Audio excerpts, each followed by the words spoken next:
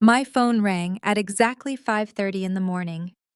The glowing screen lit up the dark living room of my Midtown Atlanta penthouse, showing my sister Chloe's name on the caller ID. I answered, and before I could even say hello, her voice cut through the silence, cold and mechanical. "Maya, Dad died last night." She said the words without a single ounce of grief. "He left everything to me and Connor. You get absolutely nothing." Before I could process the sheer audacity of her statement, her husband Connor grabbed the phone. His smug, entitled voice echoed through the receiver. "Finally, we can cut the dead weight. Pack up whatever trash you have in that rundown apartment of yours and stay out of our way. The adults are handling the estate now." I did not panic. I did not cry. I simply pressed the speakerphone button and set my phone on the marble coffee table. I looked at the man sitting right beside me on the velvet sofa, wrapped in a warm blanket and holding a steaming mug. My father, Elias Washington, leaned toward the microphone. "The coffee is exceptionally good this morning, Connor." My father said, his voice steady and deep. "I will be sure to see you both at my funeral." Before I continue this story, let me know where you are watching from in the comments below. Hit like and subscribe if you have ever had to watch greedy family members show their true colors when they thought they had all the power. The silence that poured out of the phone speaker was the most beautiful sound I had ever heard in my 32 years of life. For 5 agonizing seconds, nobody breathed on the other end. Then the panic set in. Chloe let out a strangled gasp that sounded like she was choking on her own breath. Connor cursed loudly, dropping the phone with a loud clatter before the line went completely dead. My father took another slow sip of his coffee, looking out at the Atlanta skyline through my floor-to-ceiling windows. His hands trembled slightly, but his eyes were sharp. "They actually thought I was gone," he whispered, shaking his head. "My own wife and daughter. They did not just think it, Dad," I said, taking the empty mug from his hands. "They planned it." To understand how we ended up in my penthouse staging my father's resurrection, you have to understand the toxic hierarchy of the Washington family. My mother, Vivienne, built her entire identity around being the ultimate Atlanta socialite.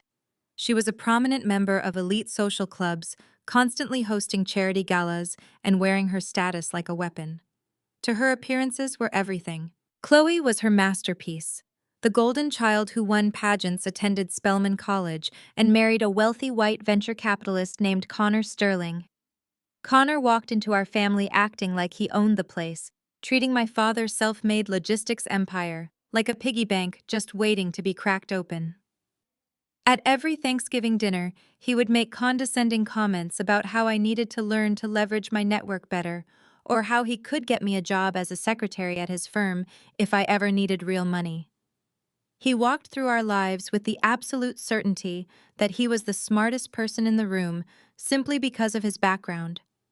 He saw my father's wealth as an inheritance he was entitled to rather than a legacy my father had bled for. And then there was me, Maya, the family disappointment. I remember when I was 16, I won a state mathematics competition. Vivian did not even show up to the award ceremony because Chloe had a cheerleading practice. When I paid my own way through college working nights, my mother told her wealthy friends that I was just taking a gap year to find myself because she was too embarrassed to admit I was working a blue-collar job. They mocked me for being a boring accountant. They thought I spent my days crunching numbers in a cubicle. They had no idea that I am actually a forensic accountant, specializing in tracking hidden assets for the ultra-wealthy. I hunt down dirty money for a living, and my family was about to become my biggest target. 3 days ago, my father suffered a mild stroke. It should have been a wake-up call, a moment for our family to rally together. Instead, Vivian and Chloe saw an opportunity. While I was out of town on a client case, they secretly moved him from the premier cardiac unit to a rundown, understaffed nursing facility on the outskirts of the city. They confiscated his phone, restricted his visitors, and did the unthinkable. They signed a do not resuscitate order against his explicit wishes. They wanted him to die. They needed him to die quickly before he could finalize the changes to his trust fund, which would have locked Vivian and Connor out of his $15 million estate. But they severely underestimated the boring accountant. When I could not reach my father, I did not just leave a voicemail. I used my network. I track corporate fraud and white-collar crime, meaning I know people who can bypass almost any system. The nursing home smelled of bleach and neglect. When I found my father in that dimly lit room, he was dehydrated and barely conscious. The nurses had been instructed by Chloe to withhold his blood pressure medication. It was not just greed, it was attempted murder. The rage that ignited in my chest that night burned away the last remnants of the quiet, submissive girl they had raised me to be. I used a proxy company I created years ago to wire a massive donation to the facility director offshore account. In exchange, the security cameras went blind for 20 minutes, and the medical database registered a fatal cardiac event. We vanished into the Atlanta night, leaving behind a perfect digital illusion of death. For the past 48 hours, I had been nursing him back to health in the safety of my heavily secured penthouse. We watched the tracking software on my laptop as Connor and Chloe frantically moved to liquidate assets, assuming the hospital would release the death certificate by morning. I looked at my father now, his strength returning with every hour. "You built your logistics company from a single delivery truck," I told him. "You survived the brutal business world of the South. You are not going to let a spoiled golden child and an arrogant venture capitalist take you down." He straightened his posture, the old fire returning to his eyes. "Connor always thought he was smarter than me," Elias said, his voice hardening. He looked at me with that subtle smirk, thinking a black man could not possibly outmaneuver him in the boardroom. He thought taking my company would be child's play. "He is about to learn a very expensive lesson," I replied, checking the live feed on my laptop. My phone buzzed on the glass table, vibrating violently against the quiet morning air. It was a text message from Vivienne. I opened it and read the words that perfectly encapsulated 32 years of emotional abuse. "Do not cause a scene today, Maya," the message read. "Your sister and I have handled all the arrangements. You are a disgrace to this family, and I will not have you ruining our image in front of Connor colleagues. Do not even think about showing your face at the lawyer office for the will reading at 9 o'clock. I stared at the screen, letting the sheer venom of my mother words wash over me. She truly believed she had won. She believed she had successfully disposed of her husband and sidelined her scapegoat daughter, all before breakfast. She thought she was heading to a victorious coronation, where Connor would officially take the reins of a $15 million empire. I turned the phone around so my father could read the glowing text. He let out a deep, rumbling chuckle that echoed through the quiet penthouse. The betrayal that had weighed him down for the past 3 days was suddenly replaced by a fierce, burning determination. "They want to read a will for a dead man," he said, pushing himself up from the sofa without using his cane. "I suppose the deceased should be present to make sure the lawyer pronounces his name correctly." I smiled, walking over to the hall closet and pulling out my sharpest tailored blazer. I slipped it on, adjusting the cuffs with practiced precision. For years I had played the role of the obedient, silent daughter, taking their insults because I thought that was what family did. But watching them try to literally bury my father for a payout erased any lingering loyalty I had left. I grabbed my car keys and looked at my father. "It is time to go hunting, Mr. Chairman." I slid my arms into the tailored blazer, feeling the crisp fabric settle against my shoulders like a suit of armor. I turned around slowly, letting the reality of this morning settle over the room. My father watched me from the velvet sofa. For the first time in my life, the look in his eyes was not one of mild disappointment or distant distraction. It was pure, unadulterated respect. To understand how we ended up in this exact moment, you have to know what happened 3 days ago. My world was supposed to be completely different. I was in Chicago auditing a corrupt hedge fund entirely disconnected from the Atlanta social scene. My mother Vivienne ruled with an iron fist. Then I noticed a peculiar anomaly in my father's personal accounts. A rapid, uncharacteristic wire transfer of $50,000 paid directly to a shell corporation managing a low-income medical facility on the outskirts of the city. My father, Elias Washington, was a man who demanded excellence. If he needed medical care, he would be in the VIP wing of Emory University Hospital, surrounded by the best specialists money could buy. He would never send money to a dilapidated clinic in the middle of nowhere. I flew back to Atlanta that very night. What I found when I bypassed the cheap security at that facility will haunt me for the rest of my life. My father, the man who built a logistics empire from the ground up, was lying on a thin plastic mattress in a room that smelled faintly of ammonia and decay. He had suffered a mild stroke. It was highly treatable. He should have been in physical therapy. Instead, Vivian and Chloe had secretly moved him to this miserable place under a fake name. They confiscated his phone so he could not call for help. And the most sickening part was the paperwork attached to the end of his metal bed frame. A do not resuscitate order signed by my mother. They were starving him out. They had instructed the nursing staff to withhold his essential blood pressure medication, claiming it was his wish to pass on peacefully. They were orchestrating his murder all so they could liquidate his $15 million estate before he had the chance to officially change his trust. Connor, my arrogant brother-in-law, had undoubtedly orchestrated the legal loopholes using his venture capital connections to find a facility that asked zero questions as long as the check cleared. But they forgot one crucial detail. They thought I was just a low-level desk worker, a boring disappointment they could easily ignore. They did not know that my forensic accounting firm handles crisis management for billionaires.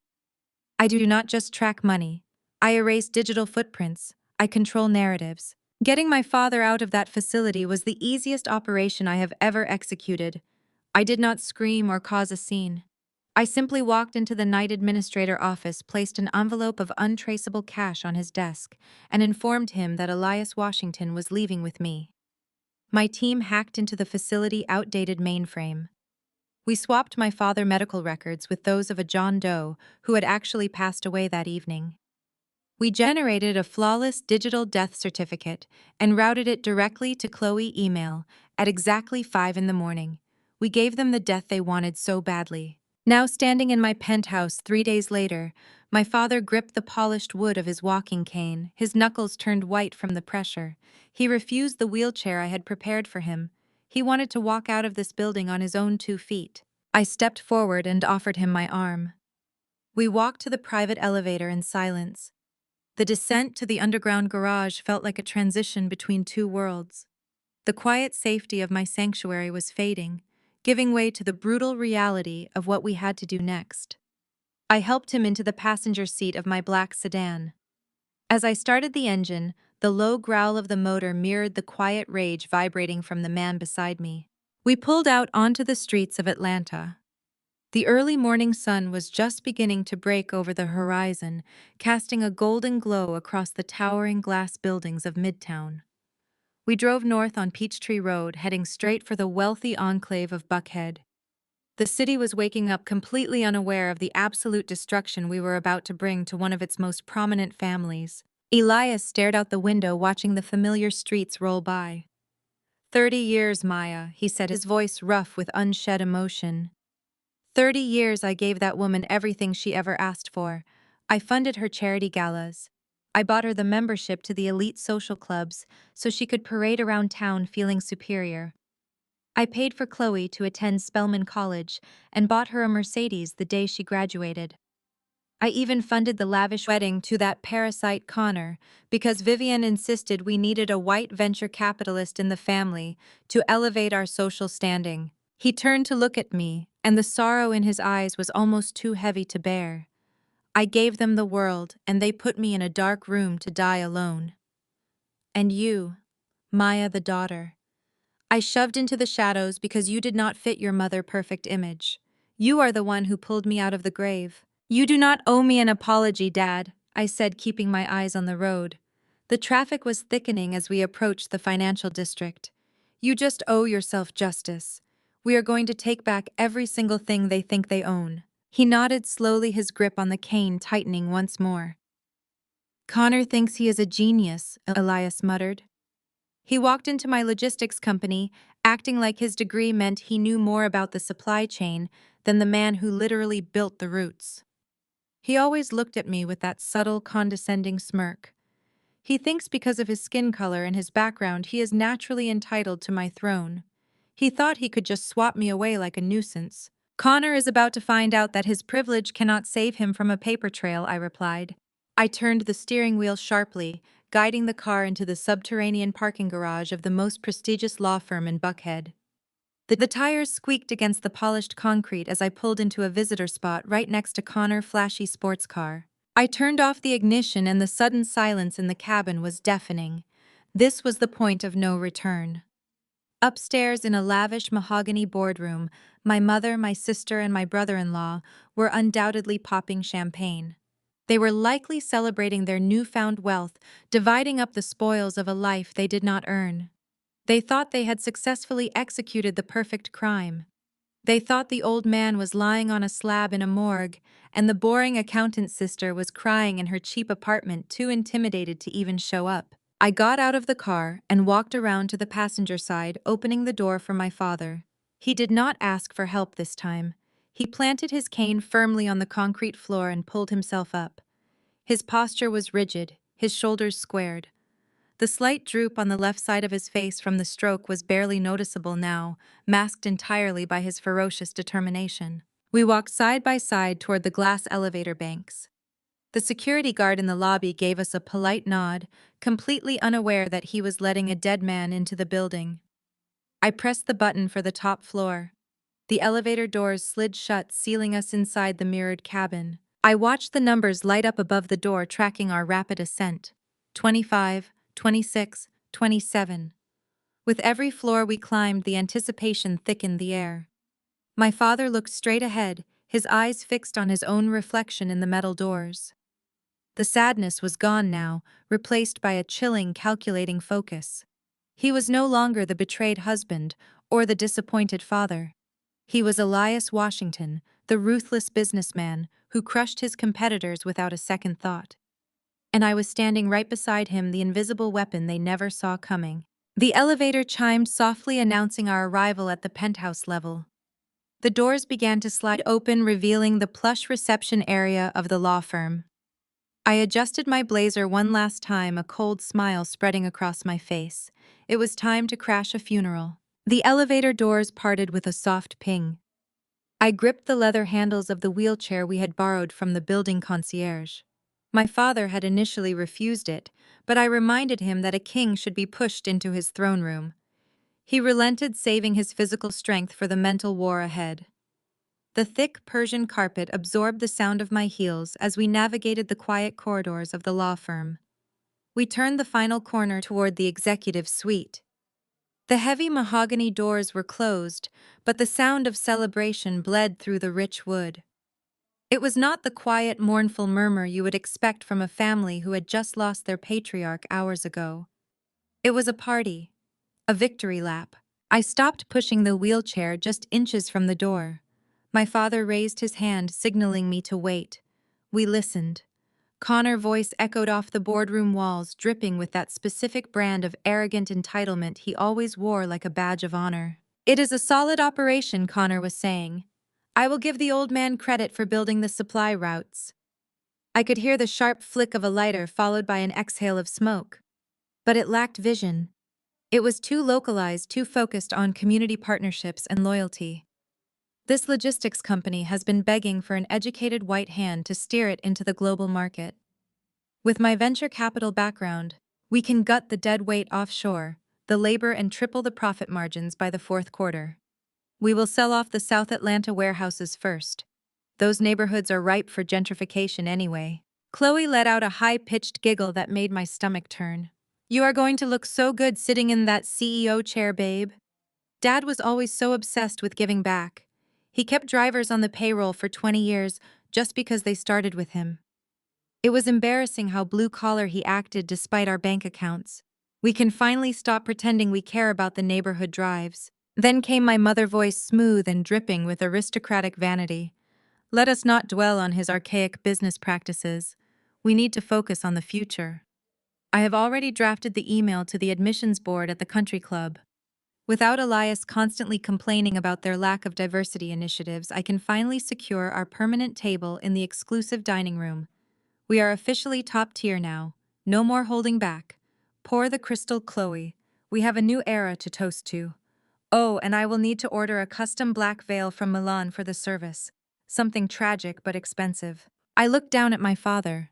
I watched the man who had worked 80-hour weeks to build a future for a family that secretly despised him. He had faced down systemic racism, ruthless corporate competitors, and economic crashes. Yet nothing could have prepared him for the casual cruelty of his own wife and daughter eagerly plotting to spend his life savings while they thought his body was still warm. His jaw was set in stone. The final shreds of love he held for the women inside that room evaporated into the chilled air of the hallway. He gave me a single sharp nod. I pushed the heavy oak doors open. They swung wide, hitting the rubber stops with a resounding crack that silenced the room instantly. The scene inside was exactly as disgusting as I had imagined.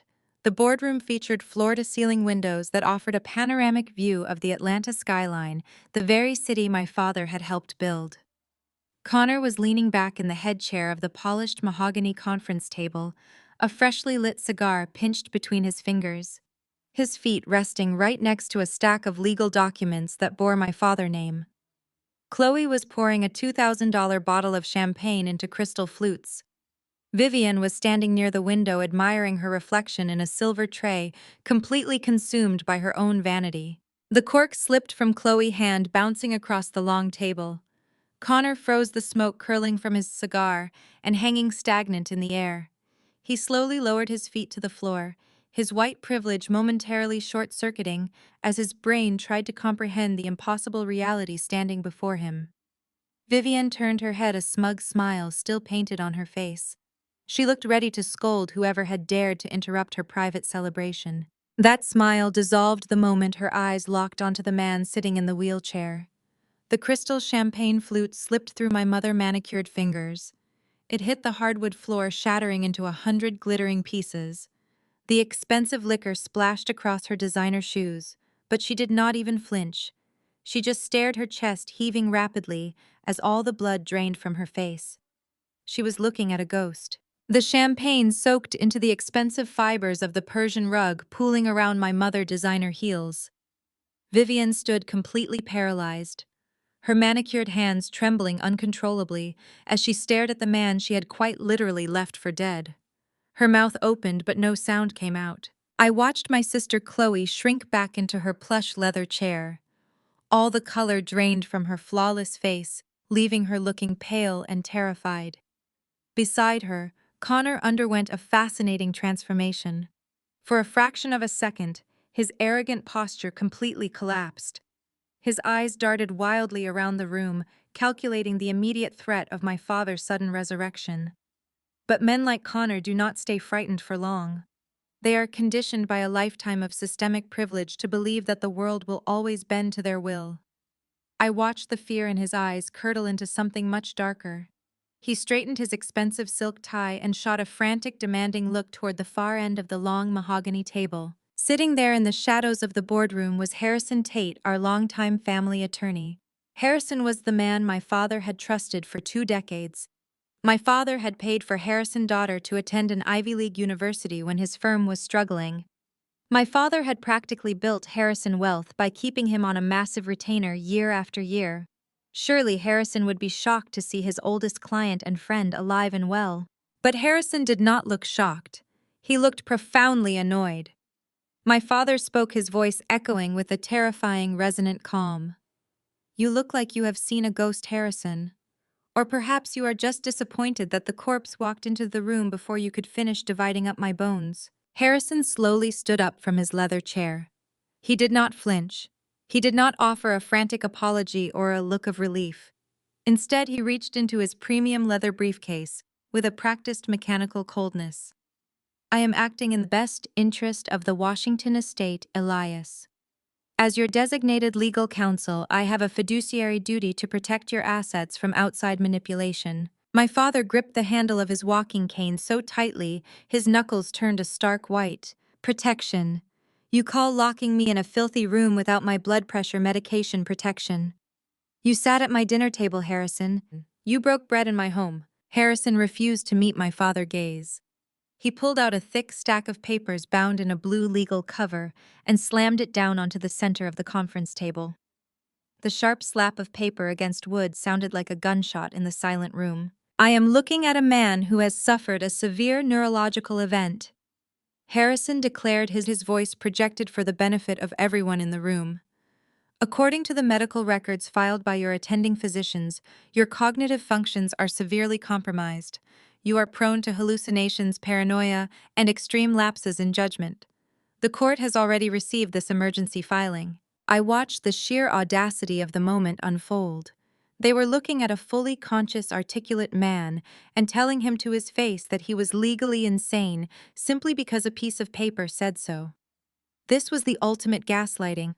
They were weaponizing the legal system to erase his existence while he was sitting right in front of them. This is what happens when corruption meets greed. They had purchased a legal execution. Seeing the lawyer stand his ground gave my sister a sudden burst of manufactured courage.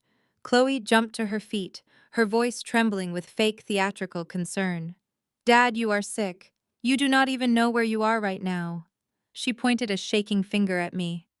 "Maya kidnapped you from the care facility. She is taking advantage of your dementia. We are just trying to protect the company for you, because you are not in your right mind.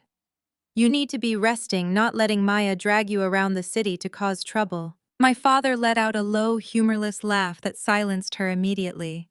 "Protecting the company. Is that what you call selling off my South Atlanta warehouses so your husband can play venture capitalist with my life savings?" Vivian finally found her voice.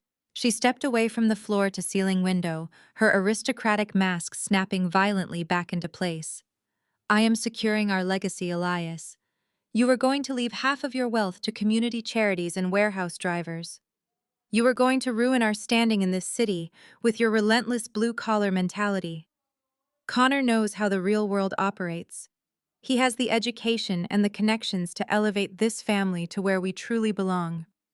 We belong at the top, not dragging the neighborhood up with us." Empowered by my mother, blind worship. Connor walked slowly around the table. The smug smirk returned to his face, settling in like a permanent fixture. He looked down at me, treating me with the exact same dismissive arrogance he had shown me since the day he married into our family. "You really thought you could just wheel him in here and play the hero, Maya?" Connor chuckled, shaking his head as if he were dealing with a naive child throwing a tantrum. "You are so hopelessly out of your depth. You punch numbers on a spreadsheet for a living. I move global capital. The law does not care about your little dramatic entrance or your emotional pleas. It cares about ink and signatures." He gestured broadly to the papers Harrison had thrown on the table. "That right there is a fully executed medical and financial power of attorney. It became legally binding the minute Elias had his stroke. The paperwork grants Vivian full control over his medical decisions, which includes the right to commit him to a secure psychiatric facility for his own safety. Furthermore, I have been legally appointed as the acting conservator of all business assets."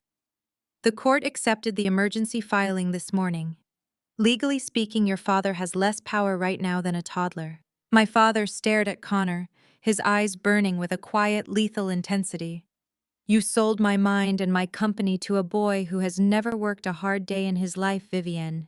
You handed over everything I built with my bare hands to a parasite because you are obsessed with his zip code and his skin color." Connor's face flushed a deep, angry red at the insult, but he quickly masked it with a chilling, superior smile. He walked over to the speakerphone sitting in the center of the conference table. He hit the button for building security without breaking eye contact with me.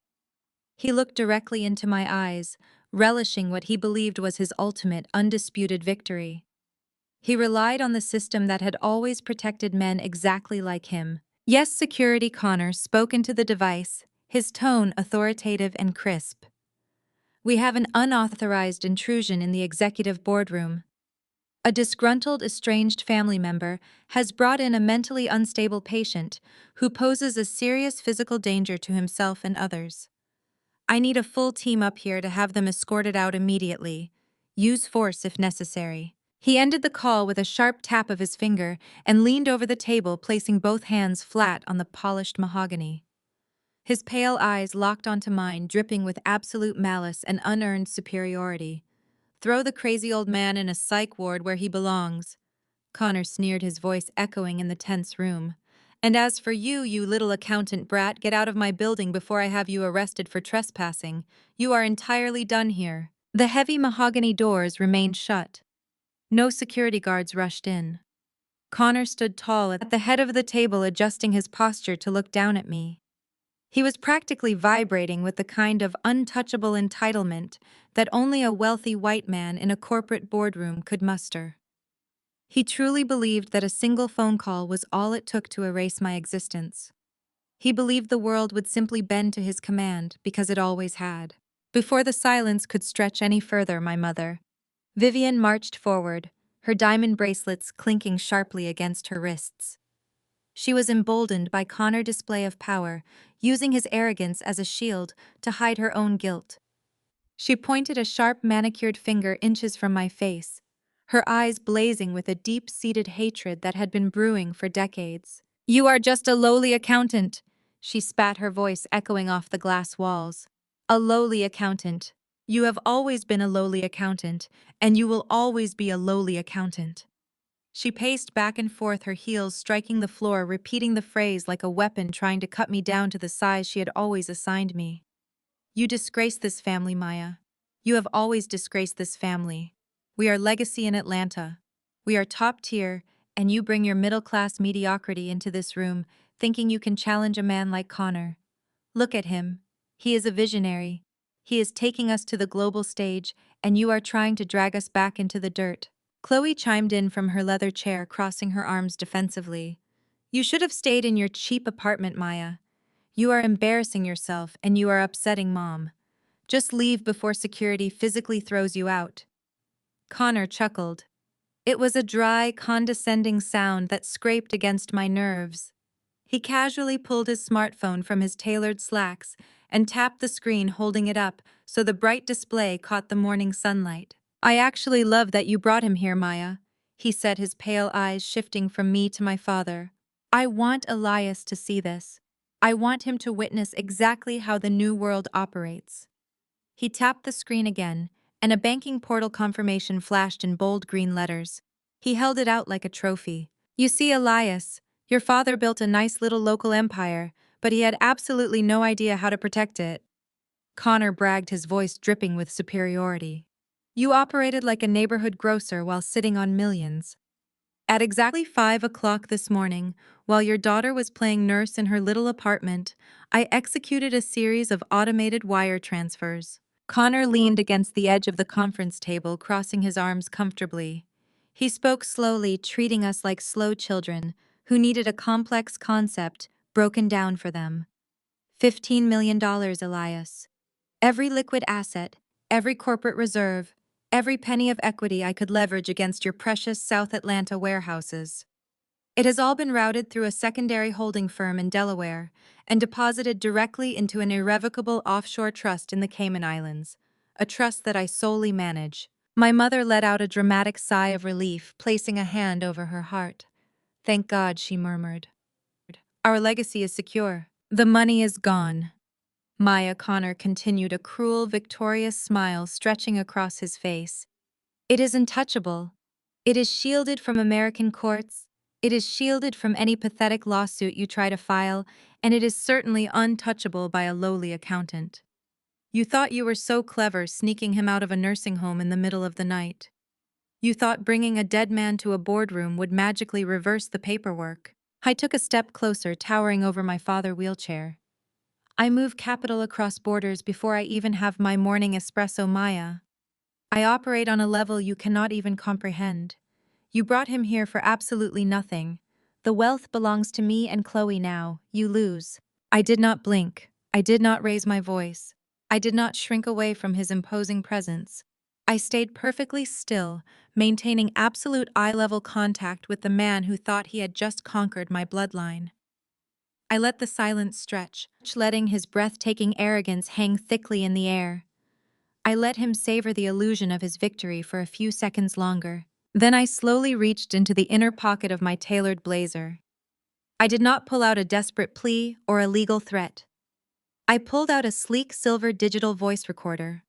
Connor's smile faltered slightly, his brow furrowing as he stared at the device. I placed it gently on the center of the polished mahogany table, right next to the fraudulent medical documents he and Harrison had just used to declare my father insane. I pressed the play button. The audio quality was crystal clear, amplifying through the silent boardroom. Connor's voice filled the room, but it was not the confident, booming tone he was using right now. It was hushed, desperate, and scheming. $500,000, Harrison, the recorded voice of Connor echoed. 500,000 wired to your offshore account the second you sign the affidavit declaring Elias legally incompetent. Just sign the damn paper so I can authorize the Cayman transfer before he wakes up. Do it now, Harrison.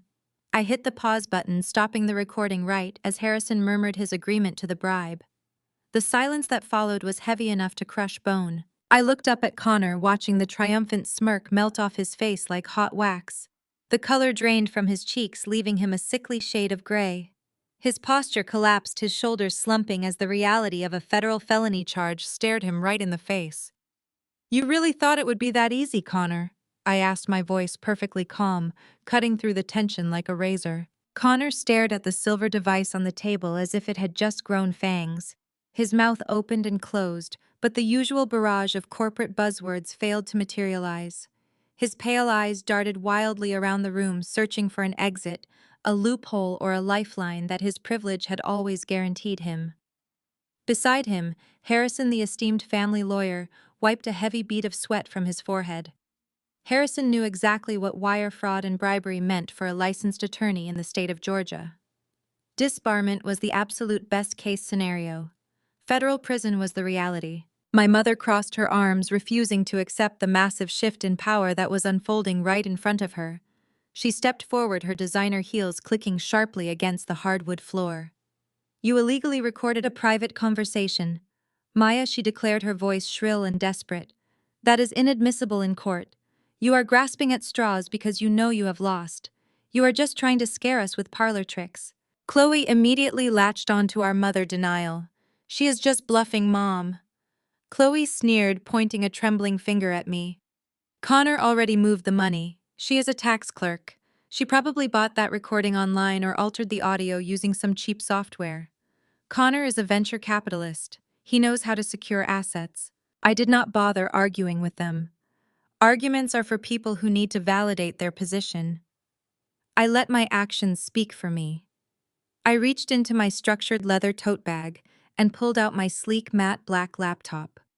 I placed it on the mahogany table, right next to the recorder. My focus shifted from the silver device resting on the wood to the glowing screen of my computer as it woke from sleep mode.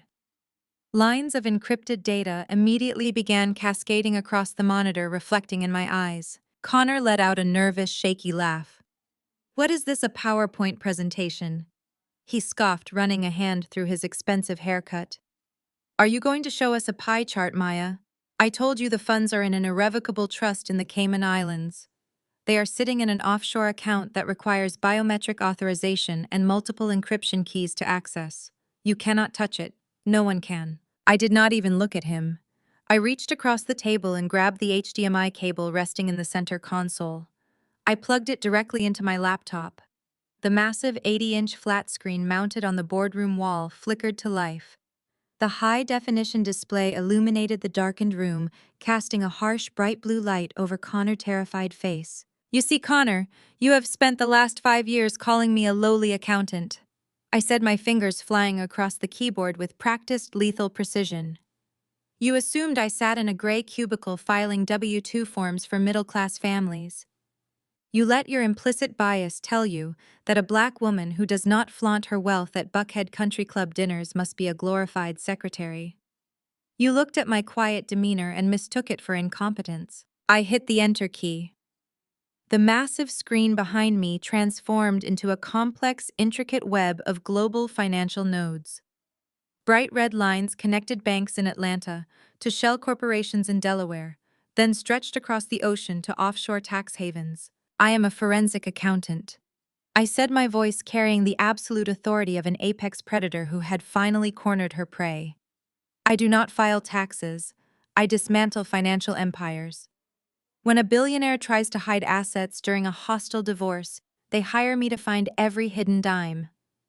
When a multinational corporation realizes $50 million are missing from their pension funds, their board of directors begs me to track it down. I hunt down dirty money for a living. And you?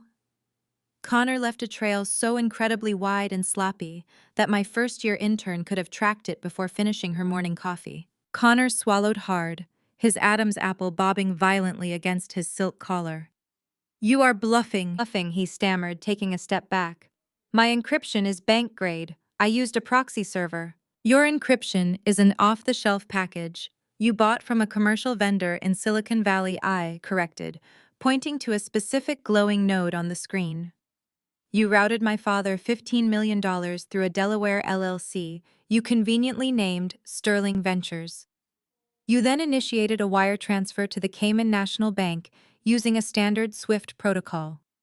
You actually thought because the transaction crossed international borders, it would simply disappear into a black hole where no one could follow it." I pressed another key. A large crimson banner flashed across the top of the boardroom screen displaying the official crest of the Cayman National Bank. Below the logo, a status indicator blinked aggressively in bright yellow lettering. It did not say completed. It said pending investigation. Chloe let out a sharp, breathless gasp. She grabbed Connor's arm, her acrylic nails digging fiercely into his tailored suit jacket. "Connor, what does that mean?" she cried, her voice pitching into a panic. "Why does it say pending? You said the money was safe. You promised me we were secure." "It is safe!" Connor snapped, yanking his arm away from his wife and frantically pulling his smartphone from his pocket. He tapped the screen with trembling thumbs, trying to log into his offshore banking portal. "It is just a temporary hold. International wires involving large sums sometimes hit automated compliance checks. I just need to verify my identity and clear the hold. It is a standard procedure. You can try to verify your identity all day long, Connor, but it will not do you a single bit of good," I said, leaning back in my chair and steepling my fingers. "That money is never going to hit your account." Vivienne marched toward the head of the table, her aristocratic mask completely shattering. "Stop this nonsense right now, Maya," she commanded, slamming her hand on the table. "You are manipulating a computer screen to scare us. You do not have the power to stop a global bank transfer. You are a nobody. You have always been a nobody. I am the person who holds the keys to the kingdom." "Mother," I replied, turning my unwavering gaze to her, "you spent my entire life worshipping men exactly like Connor. You thought his venture capitalist title and his white privilege made him an untouchable genius.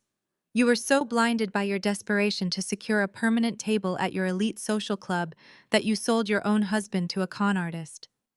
But you never bothered to ask how I could afford to live in a $3 million penthouse in Midtown.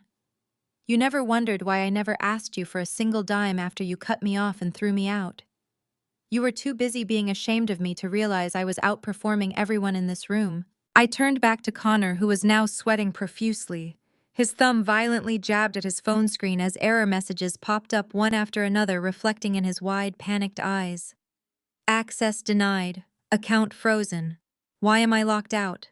Connor muttered, his voice pitching up into a raw, frantic whine. "This is impossible. I am the sole trustee. I set up the biometric blocks myself. No one can freeze this without my authorization. You are locked out because the global banking system flagged your transaction for massive catastrophic irregularities."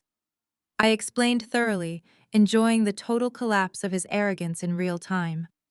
When a sudden, uncharacteristic wire transfer of $15 million originates from a man who was suspiciously placed on a do not resuscitate order less than 72 hours ago, major red flags tend to go up automatically.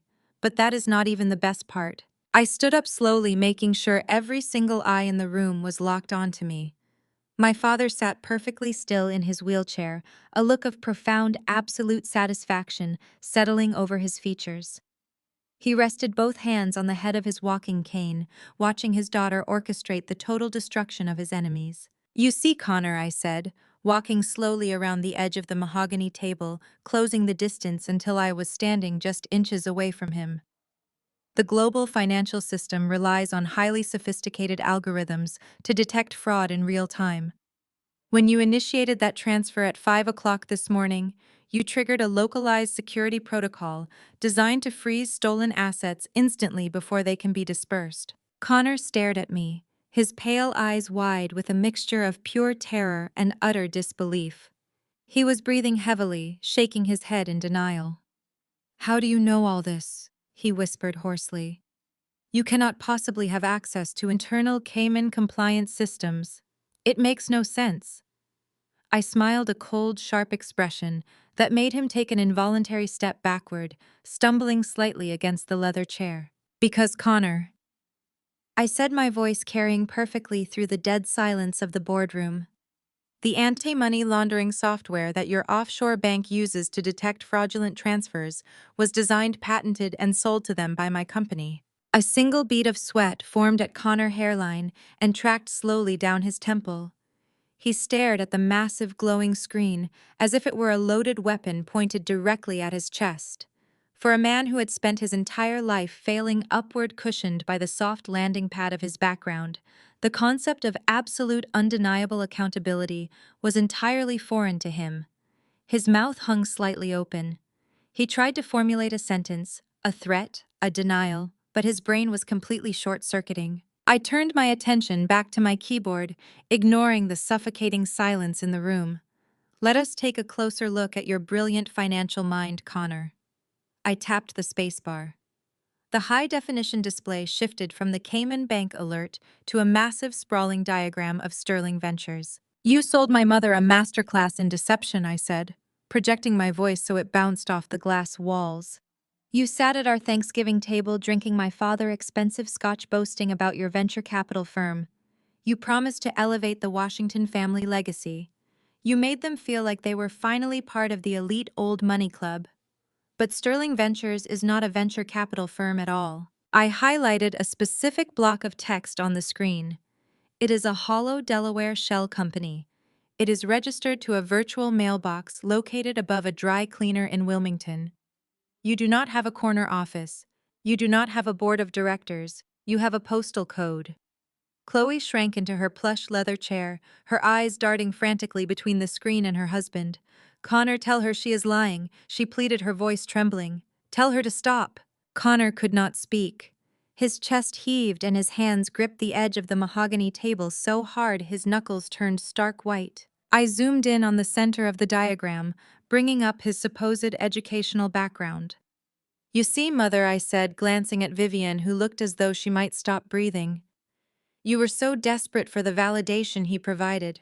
You saw a confident white man in a bespoke suit who knew the right wine pairings, and you handed him the keys to the kingdom without running a single background check. You let your own internalized bias tell you that his skin color equated to competence. If you had hired a basic private investigator, you would have learned that Connor never graduated from Wharton." Vivian gasped, clutching her pearl necklace. "He dropped out after 2 semesters," I continued, my words slicing through the boardroom with surgical precision. "He spent the next 4 years bouncing between junior analyst roles, heavily relying on his fraternity connections to get his foot in the door, before being quietly asked to resign from every single firm for sheer incompetence.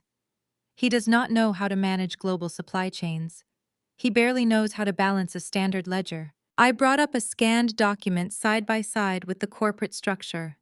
It was a staggering list of debts, defaulted loans, and maxed out credit lines. "He is not a visionary," I said. "He is a parasite. He has been funding his designer lifestyle by leveraging Chloe's signature on high-interest business loans. Your sports cars, your lavish vacations to Aspen, your country club initiation fees. It was all paid for with toxic debt. He is drowning in obligations he cannot meet." When my father had his stroke, Connor saw his golden ticket out of bankruptcy. He needed that $15 million to cover his fraudulent tracks before his creditors filed federal lawsuits. He did not care if my father lived or died. He only cared about the payout. Vivian staggered backward, bumping into the thick glass window. She covered her mouth with a trembling hand, staring at Connor. The illusion of her perfect aristocratic life was shattering into a million jagged pieces right in front of her. "Connor, what is this?" she whispered, her voice cracking, not with rage, but with a desperate, pathetic plea for him to explain it away. "Tell me she is manipulating the data, Connor. Tell me you are who you said you were." Connor ignored her.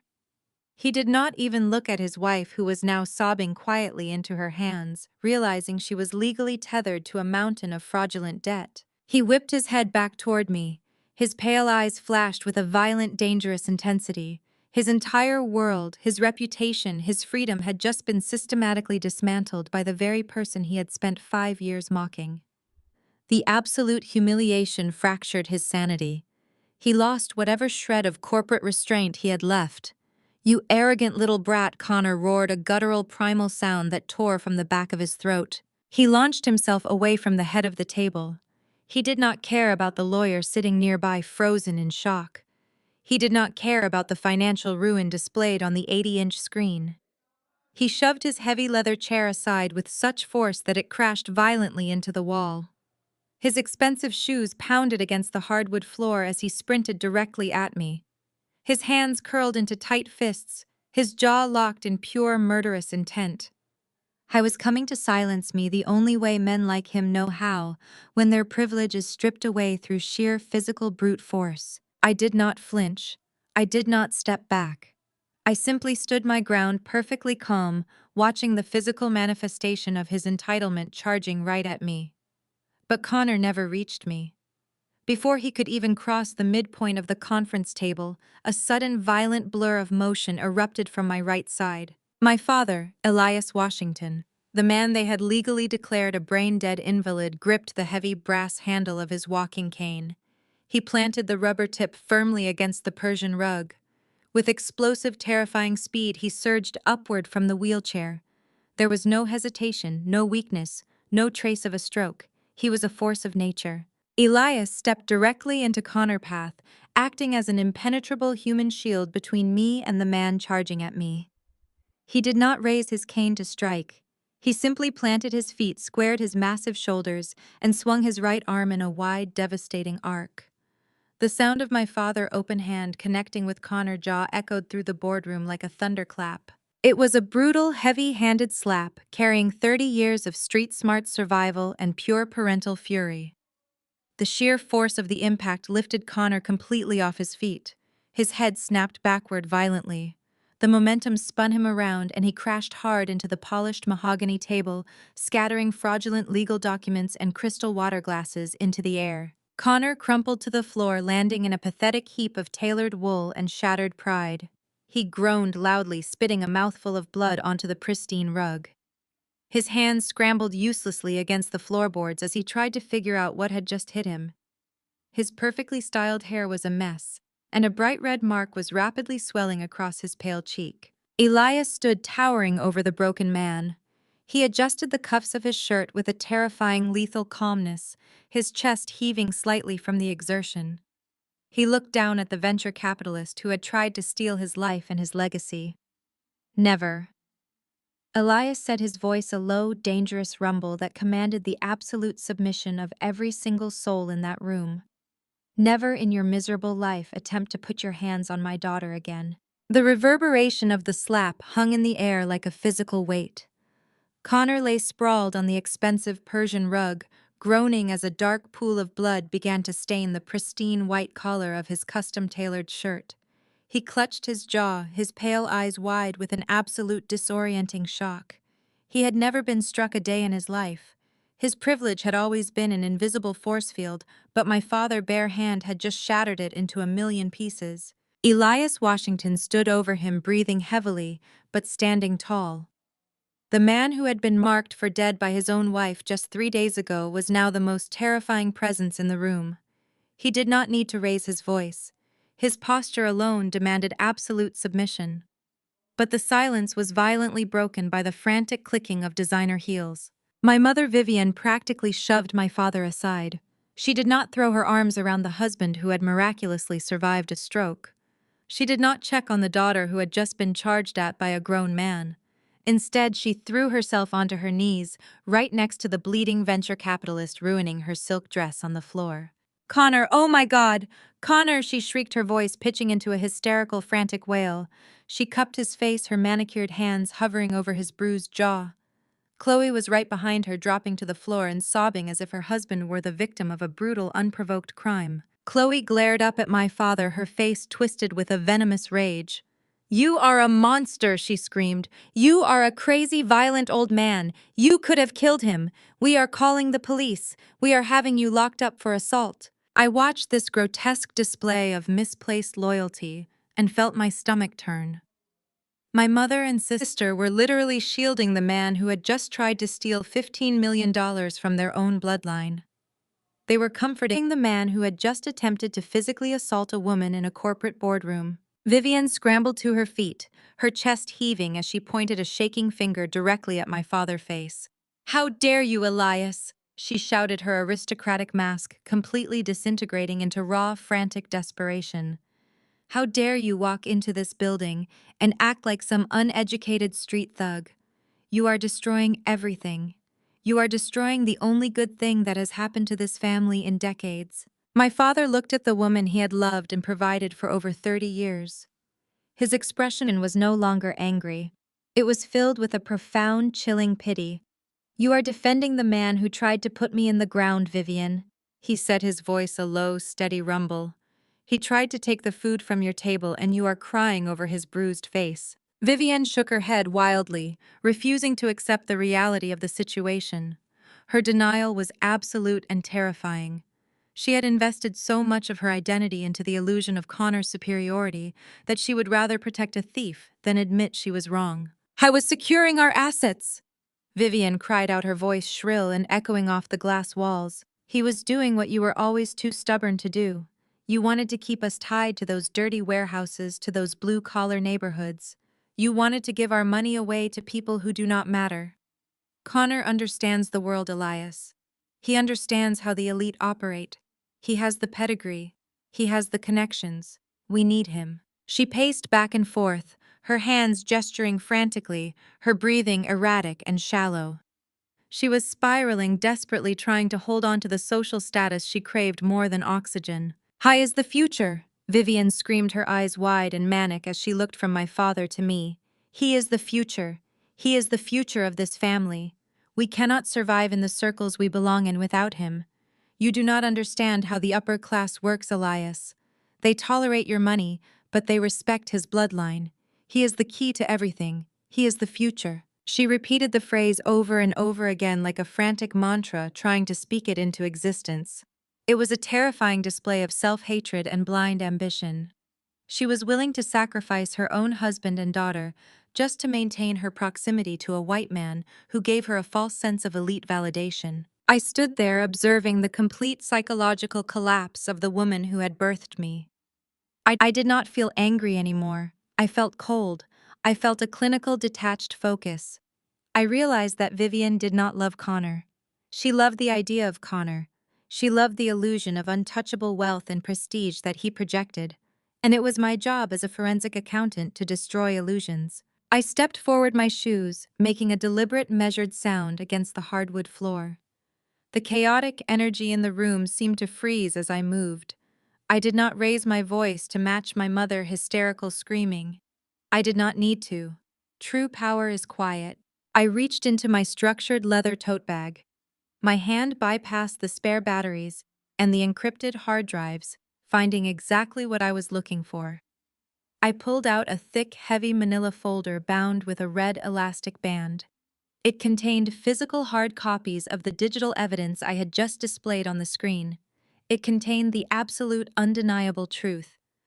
I walked right up to the mahogany conference table, stopping just inches from where my mother stood, panting and glaring at me. "You think Connor is the future of this family, Mother?" I asked, my voice perfectly level and devoid of any emotion. "You think his pedigree and his connections are going to secure your permanent table at the country club? You think he is the key to unlocking the elite circles you are so desperate to impress?" I raised the heavy folder and slammed it down onto the polished wood table. The sound cracked through the room like a whip, cutting off my mother's frantic breathing. I looked down at Connor, who was still sitting on the floor, clutching his bleeding jaw. He stared at the folder, his pale eyes widening in pure, unadulterated terror. He knew exactly what was inside. "Your future is not a visionary, Mother," I said, pointing directly at the folder. "Your future is a glorified con artist who does not have a single penny to his name." Chloe stopped crying and looked up, her face streaked with mascara. "What are you talking about?" she demanded, her voice trembling with a sudden creeping doubt. I kept my eyes locked on Vivian, watching the arrogant certainty begin to drain from her face. That folder contains the financial reality of the man you are currently defending. I said, my words landing like heavy stones in the silent room. Connor did not want my father money to build a global logistics empire. He did not want to elevate this family to the global stage. He needed $15 million in untraceable cash by the end of the business day today, because he is running a massive fraudulent Ponzi scheme right here in Buckhead. Vivian stumbled backward, her knees hitting the leather chair behind her. She shook her head weakly, unable to process the words. No, she whispered. No, that is impossible. He manages capital for the wealthiest families in the state. He steals capital from the wealthiest families in the state, I corrected her, my voice hard and unforgiving. He took investments from his fraternity brothers, from his country club associates, and from his venture capital partners, and he used their money to fund the lavish lifestyle you and Chloe have been enjoying for the past 3 years. He used new investors to pay off old investors. It is a textbook fraud operation, and it collapsed 2 weeks ago when a major institutional backer demanded a full audit of his accounts. Chloe turned slowly to look at her husband, who was still cowering on the floor. Connor, she asked, her voice small and fragile. Connor, tell her she is lying. Tell her it is not true. Connor could not look at her. He stared at the floor, his chest heaving rapidly, his entire fabricated life completely exposed. He cannot tell you he is lying, Chloe, because the institutional backer is threatening to report him to the Securities and Exchange Commission by 5 o'clock today if he does not produce the missing funds, I explained, outlining the exact timeline of his desperation. That is why he needed my father to die. He needed to steal the family wealth to pay back the people he defrauded. He was going to use your inheritance to keep himself out of federal prison. Vivian collapsed into the chair, staring at the man she had worshipped just minutes ago. Her breathing was ragged. The grand aristocratic future she had envisioned was rapidly dissolving into a nightmare of criminal investigations and public humiliation. But there is one more detail, Mother, I said, leaning over the table to make sure she heard every single word. I tapped the top of the manila folder. Your glorious future, your perfect son-in-law, is currently in default. The future of this family owes $20 million to a private financial consortium that purchased his debt last week. You want to know who owns that debt, Mother? You want to know who currently holds the legal right to seize his home, his cars, and every single asset he claims to own? I smiled, a cold, terrifying smile that finally made my mother realize exactly who she was dealing with. Your future owes $20 million to me. The silence in the boardroom was absolute. You could hear the faint hum of the air conditioning unit and the ragged, panicked breathing coming from the floor where Connor was still bleeding onto the Persian rug. The words I had just spoken hung in the air like an executioner blade. I did not give them a moment to process the shock.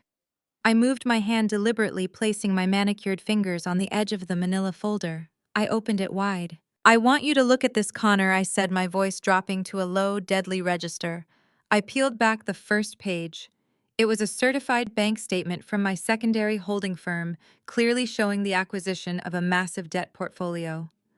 I slid it across the polished mahogany table, letting it stop right at the edge where he could read it from the floor. Let us review the anatomy of your spectacular failure. I continued, my hand tracking methodically to the next document. I flipped a crisp white page, turning it so my sister Chloe could see the highlighted numbers. You see, Chloe, a Ponzi scheme only survives if the illusion of wealth outpaces the reality of the debt.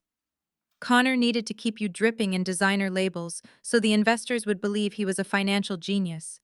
But you were an incredibly expensive illusion to maintain. I tapped my index finger against a ledger filled with bright red negative balances. Here is the $2 million home renovation you insisted on for that Buckhead estate, I stated, keeping my eyes locked on my sister. Here are the his and hers Mercedes G-Wagons you flaunted all over your social media. Here are the monthly 6-figure credit card statements from your shopping sprees at Phipps Plaza and the private jet charters to St. Bart's.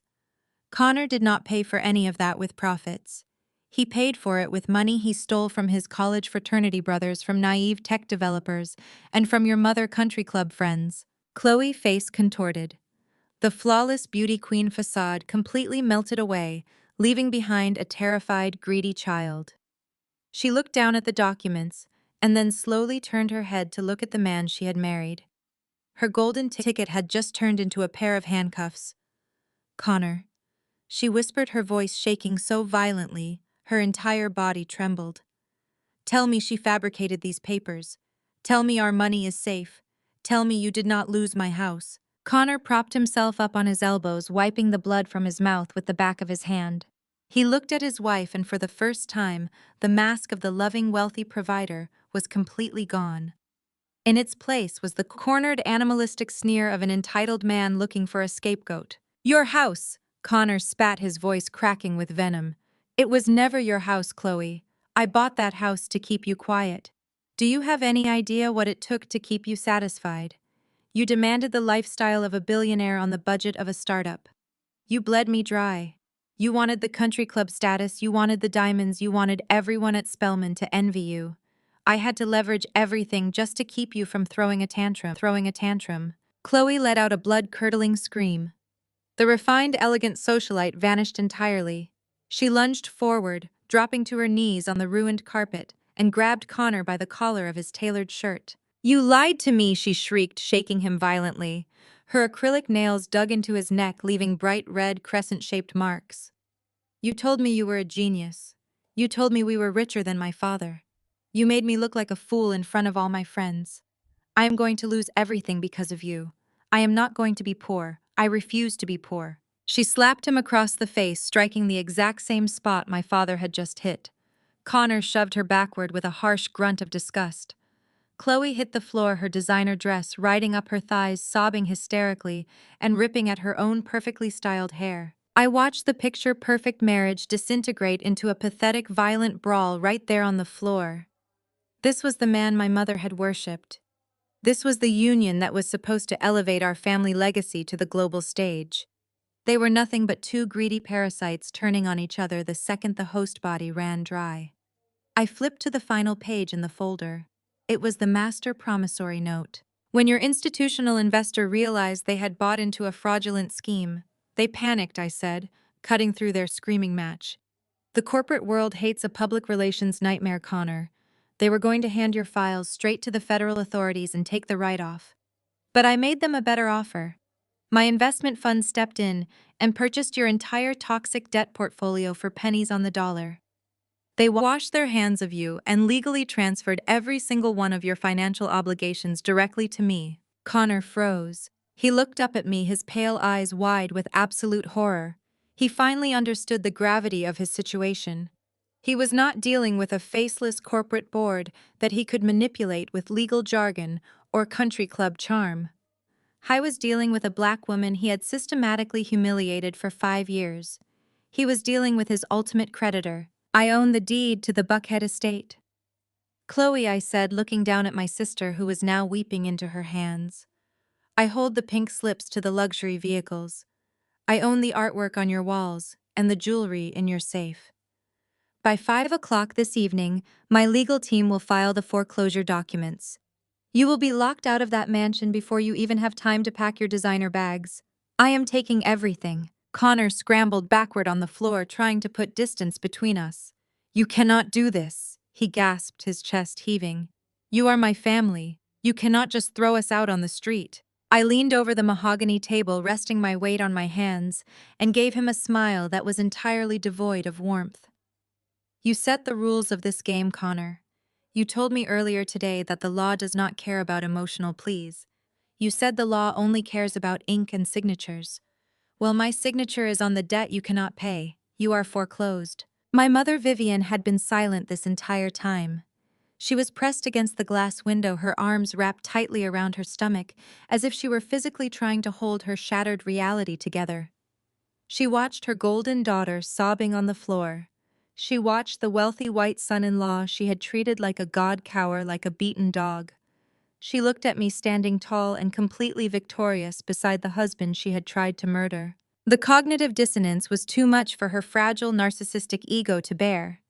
Vivian could not accept that the daughter she had deemed worthless was actually the most powerful person in the room. She could not accept that her entire life was a pathetic lie. Her mind violently rejected the truth, and in that desperate, chaotic mental break, she resorted to the only weapon she had left. She needed to hurt me. She needed to tear me down to her level to regain some twisted sense of superiority. Vivienne pushed herself off the glass window. Her eyes were bloodshot, her face contorted into a mask of pure, unadulterated hatred. She marched toward the table, her hands curled into claws. "You think you are so brilliant?" Vivian snarled, her voice shaking with a dark, venomous rage. "You think because you bought some debt that you are better than us. You think you are the queen of this family now." She stopped right in front of me, her chest heaving. She pointed a trembling finger directly at my face. "You are not even part of this family!" Vivian screamed, the words tearing from her throat. "You are nothing to me. Do you hear me? You are nothing. You want to know why I always hated you, Maya? You want to know why I never looked at you the way I looked at Chloe?" My father gripped his cane, stepping forward. "Vivian, do not say another word," Elias warned, his voice low and dangerous. "I will say whatever I want," Vivian shrieked, turning her manic gaze back to me. She was hyperventilating, practically spitting the words out in her desperation to destroy me. "You are a bastard child, Maya!" She screamed, the words echoing off the walls. "You are a dirty little bastard. You are the product of some cheap affair Elias had before he married me. You are not my blood. You are just a painful, disgusting reminder of his past that I was forced to raise in my pristine home. You are a bastard child. You are a bastard child. You are a bastard child." She chanted the words over and over again, her voice pitching higher with every repetition, hoping to see me break, hoping to see me crumble into tears. She wanted to shatter my identity, to make me feel as small and worthless as the dust beneath her shoes. But I did not cry. I did not flinch. I did not even break eye contact. I stood perfectly still, letting her hateful words wash over me. The great earth-shattering secret she had harbored for 32 years hung in the boardroom air. And instead of breaking me, it completely liberated me. Every single moment of unfairness, every cruel comparison, every missed birthday, suddenly made perfect logical sense. I looked at the woman who had tormented me my entire life, and I offered her a slow, chilling smile. "Thank you, Vivienne," I said, my voice dropping to a whisper that cut through her hysteria like ice. "Thank you for finally confirming it." Vivienne faltered, her chant dying in her throat. She looked confused, expecting devastation, but finding only a predator, absolute calm. "Because if I am not your biological daughter," I continued, picking up the final document from my manila folder, "then I have absolutely no moral obligation to show you mercy when I hand this federal evidence over to the FBI." The words hovered in the sterile boardroom air, settling over the mahogany table like a thick layer of ash. I watched my mother's face contort into something completely unrecognizable. The meticulously crafted mask of the Atlanta socialite snapped in half. Her perfectly styled hair trembled as she gripped the edge of the glass window behind her. Her mind violently rejected the reality I had just placed in front of her. She could not process that the $20 million chain around her golden son-in-law neck was held entirely by my hand. She looked at Connor, shivering on the carpet. She looked at Chloe, whose makeup was running down her face in dark, pathetic streaks. Then she looked at me, standing tall and completely untouchable. The cognitive dissonance was too heavy for her fragile, narcissistic ego. Vivian could not accept that the daughter she had deemed worthless was the absolute master of this room. She desperately needed to drag me back down to the dirt. She needed a weapon to shatter my composure, because seeing me in total control was tearing her mind apart. Vivian pushed herself off the window. Her eyes were bloodshot. Her chest heaved with erratic, shallow breaths. She marched toward the table, her hands curled into rigid claws. "You think you are so brilliant?" Vivian snarled, her voice shaking with a dark, venomous rage. "You think because you bought some debt that you are better than us. You think you are the queen of this family now." She stopped right in front of me. She pointed a trembling, manicured finger directly at my face. "You are not even part of this family," Vivian screamed. The words tore from her throat, raw and jagged. "You are nothing to me. Do you hear me? You are nothing. You want to know why I always hated you, Maya. You want to know why I never looked at you the way I looked at Chloe." My father gripped his cane, stepping forward. Vivian, do not say another word, Elias warned, his voice low and incredibly dangerous. I will say whatever I want, Vivian shrieked, turning her manic gaze back to me. She was hyperventilating, practically spitting the words out in her desperation to destroy me. You are a bastard child, Maya! She screamed, the phrase echoing violently off the glass walls. You are a dirty little bastard. You are the product of some cheap affair Elias had before he married me. You are not my blood. You are just a painful, disgusting reminder of his past that I was forced to raise in my pristine home. You are a bastard child. You are a bastard child. You are a bastard child. She chanted the words over and over again, her voice pitching higher and higher with every repetition, hoping to see me break. She wanted to see me crumble into tears. She wanted to shatter my identity and make me feel as small and worthless as the dust beneath her designer shoes. She poured 32 years of hidden resentment into every single syllable. I was forced to parade you around Buckhead, like you belonged to me. Vivian gasped, tears of pure hatred streaming down her face. I had to dress you up and pretend you were mine, while all my friends in the Jack and Jill Club had their perfect biological children. I hated brushing your hair. I hated buying your clothes. Every time I looked at your face, I saw the woman Elias loved before me. You were a stain on my perfect life. I made sure Chloe got everything because Chloe is actually mine. Chloe is pure. You are just a mistake we had to hide to keep our social standing intact. The great earth-shattering secret she had harbored for 3 decades hung heavy in the boardroom. Chloe stopped crying and stared at her mother in total shock. Connor remained frozen on the floor. My father closed his eyes, a look of profound shame washing over his face for allowing this toxic lie to persist for so long. Vivian stood there panting, waiting for my collapse. She waited for the emotional breakdown. She wanted me to scream or run out of the room in tears. But I did not cry, I did not flinch, I did not even break eye contact. I stood perfectly still, letting her hateful, chaotic energy wash completely over me. Instead of breaking me, the revelation liberated me. Every single moment of unfairness, every cruel comparison, every missed birthday, suddenly made perfect logical sense. The emotional puzzle I had spent my entire life trying to solve finally clicked into place. I was never defective. I was never unworthy of love. I was simply the target of a bitter, insecure woman who cared more about her country club reputation than the innocent child placed in her care. The heavy, invisible weight I had carried on my shoulders since childhood evaporated into thin air. I looked at the woman who had tormented me my entire life. I saw her for what she truly was. She was not a powerful matriarch. She was a sad, pathetic shell of a person who derived her only sense of worth from tearing down a child. I offered her a slow, chilling smile. Thank you, Vivian, I said, my voice dropping to a calm, icy whisper that cut through her hysteria like a scalpel. Thank you for finally confirming it. Vivian faltered. Her malicious chant died in her throat. She looked confused, expecting absolute devastation, but finding only a predator maintaining absolute control. Her hands slowly dropped to her sides as the reality of my reaction began to set in. Because if I am not your biological daughter, I continued picking up a new document from my thick manila folder. Then I have absolutely no moral obligation to show you any mercy. I took a step closer, backing her against the edge of the conference table. You thought telling me I was illegitimate would destroy me, I said, holding the document up so the harsh morning light caught the federal seal printed at the top. You thought it would make me feel small. But all it does is sever the very last chain of guilt I had about destroying your entire life. If you were my real mother, I might have hesitated to hand this over to the authorities. I might have tried to handle this privately to save you from federal prison. I smiled again, watching the remaining color drain from her face. But since we are not blood, Vivian, I will not lose a single second of sleep when I give this directly to the FBI. What is that? Vivian whispered, her eyes darting to the paper in my hand.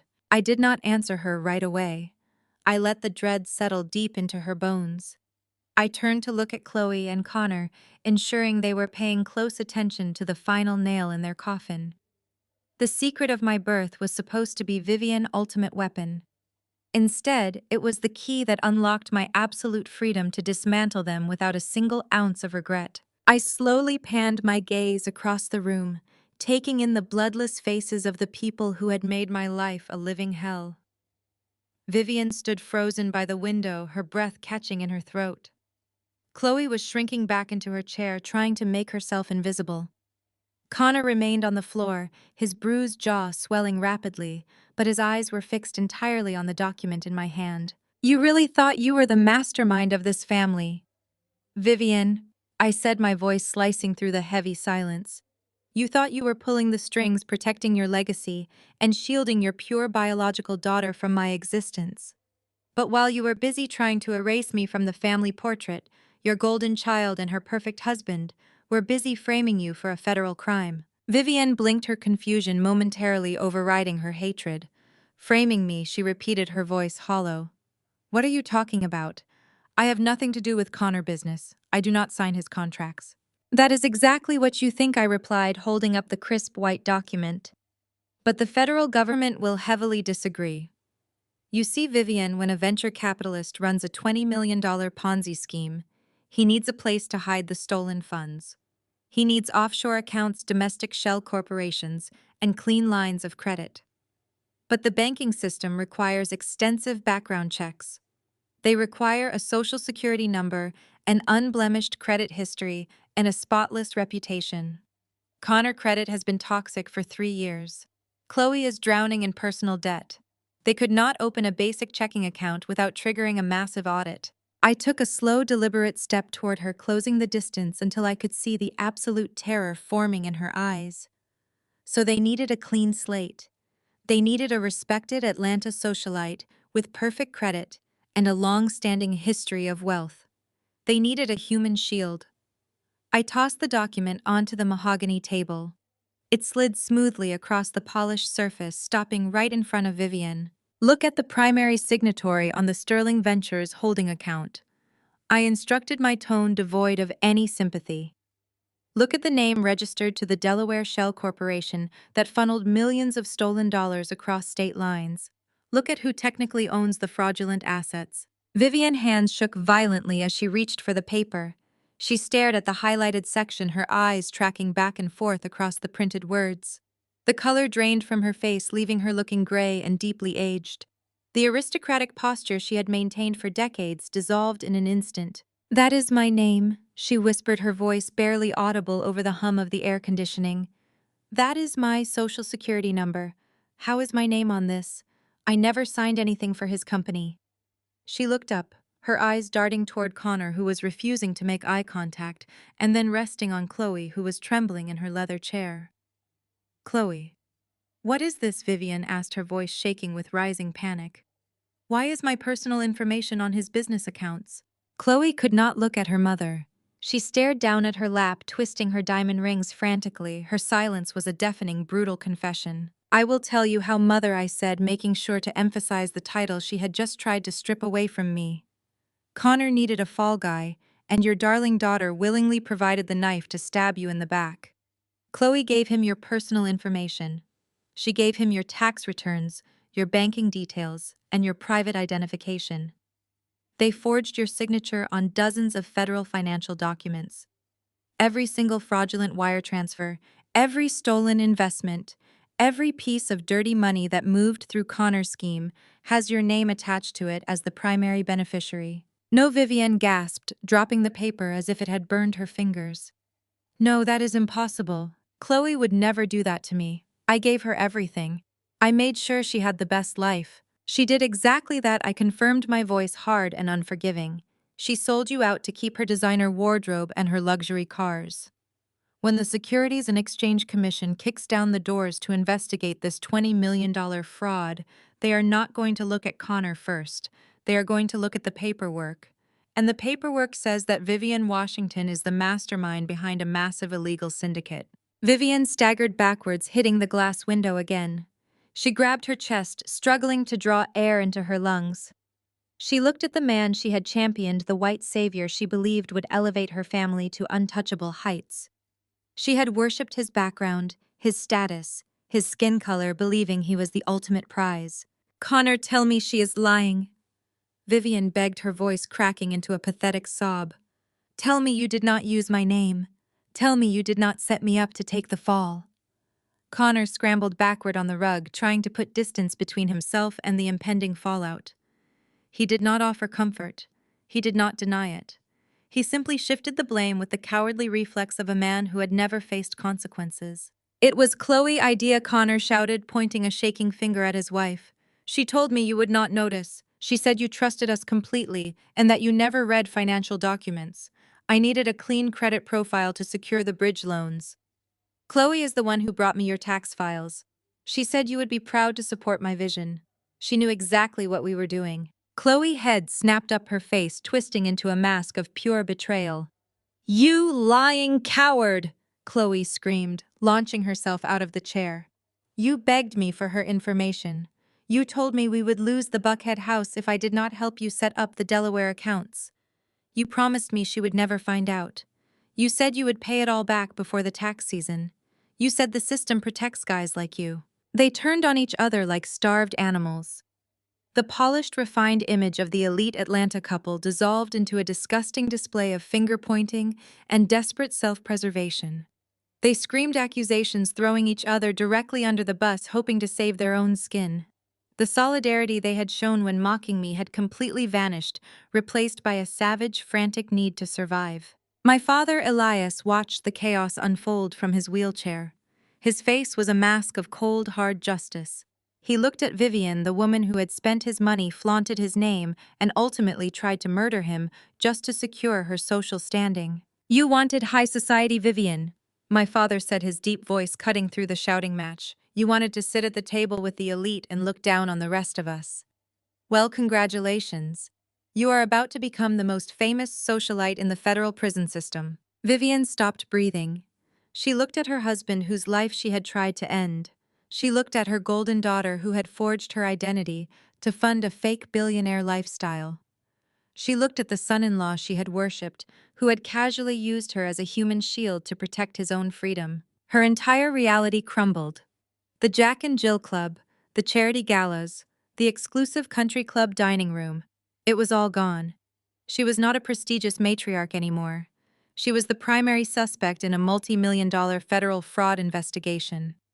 She was facing decades behind bars, while the real criminals, her own family, had planned to let her take the fall. The very people she had protected at my expense had casually thrown her to the wolves. You used me, Vivian whispered, her voice hollow, completely drained of the venom she had spewed just minutes ago.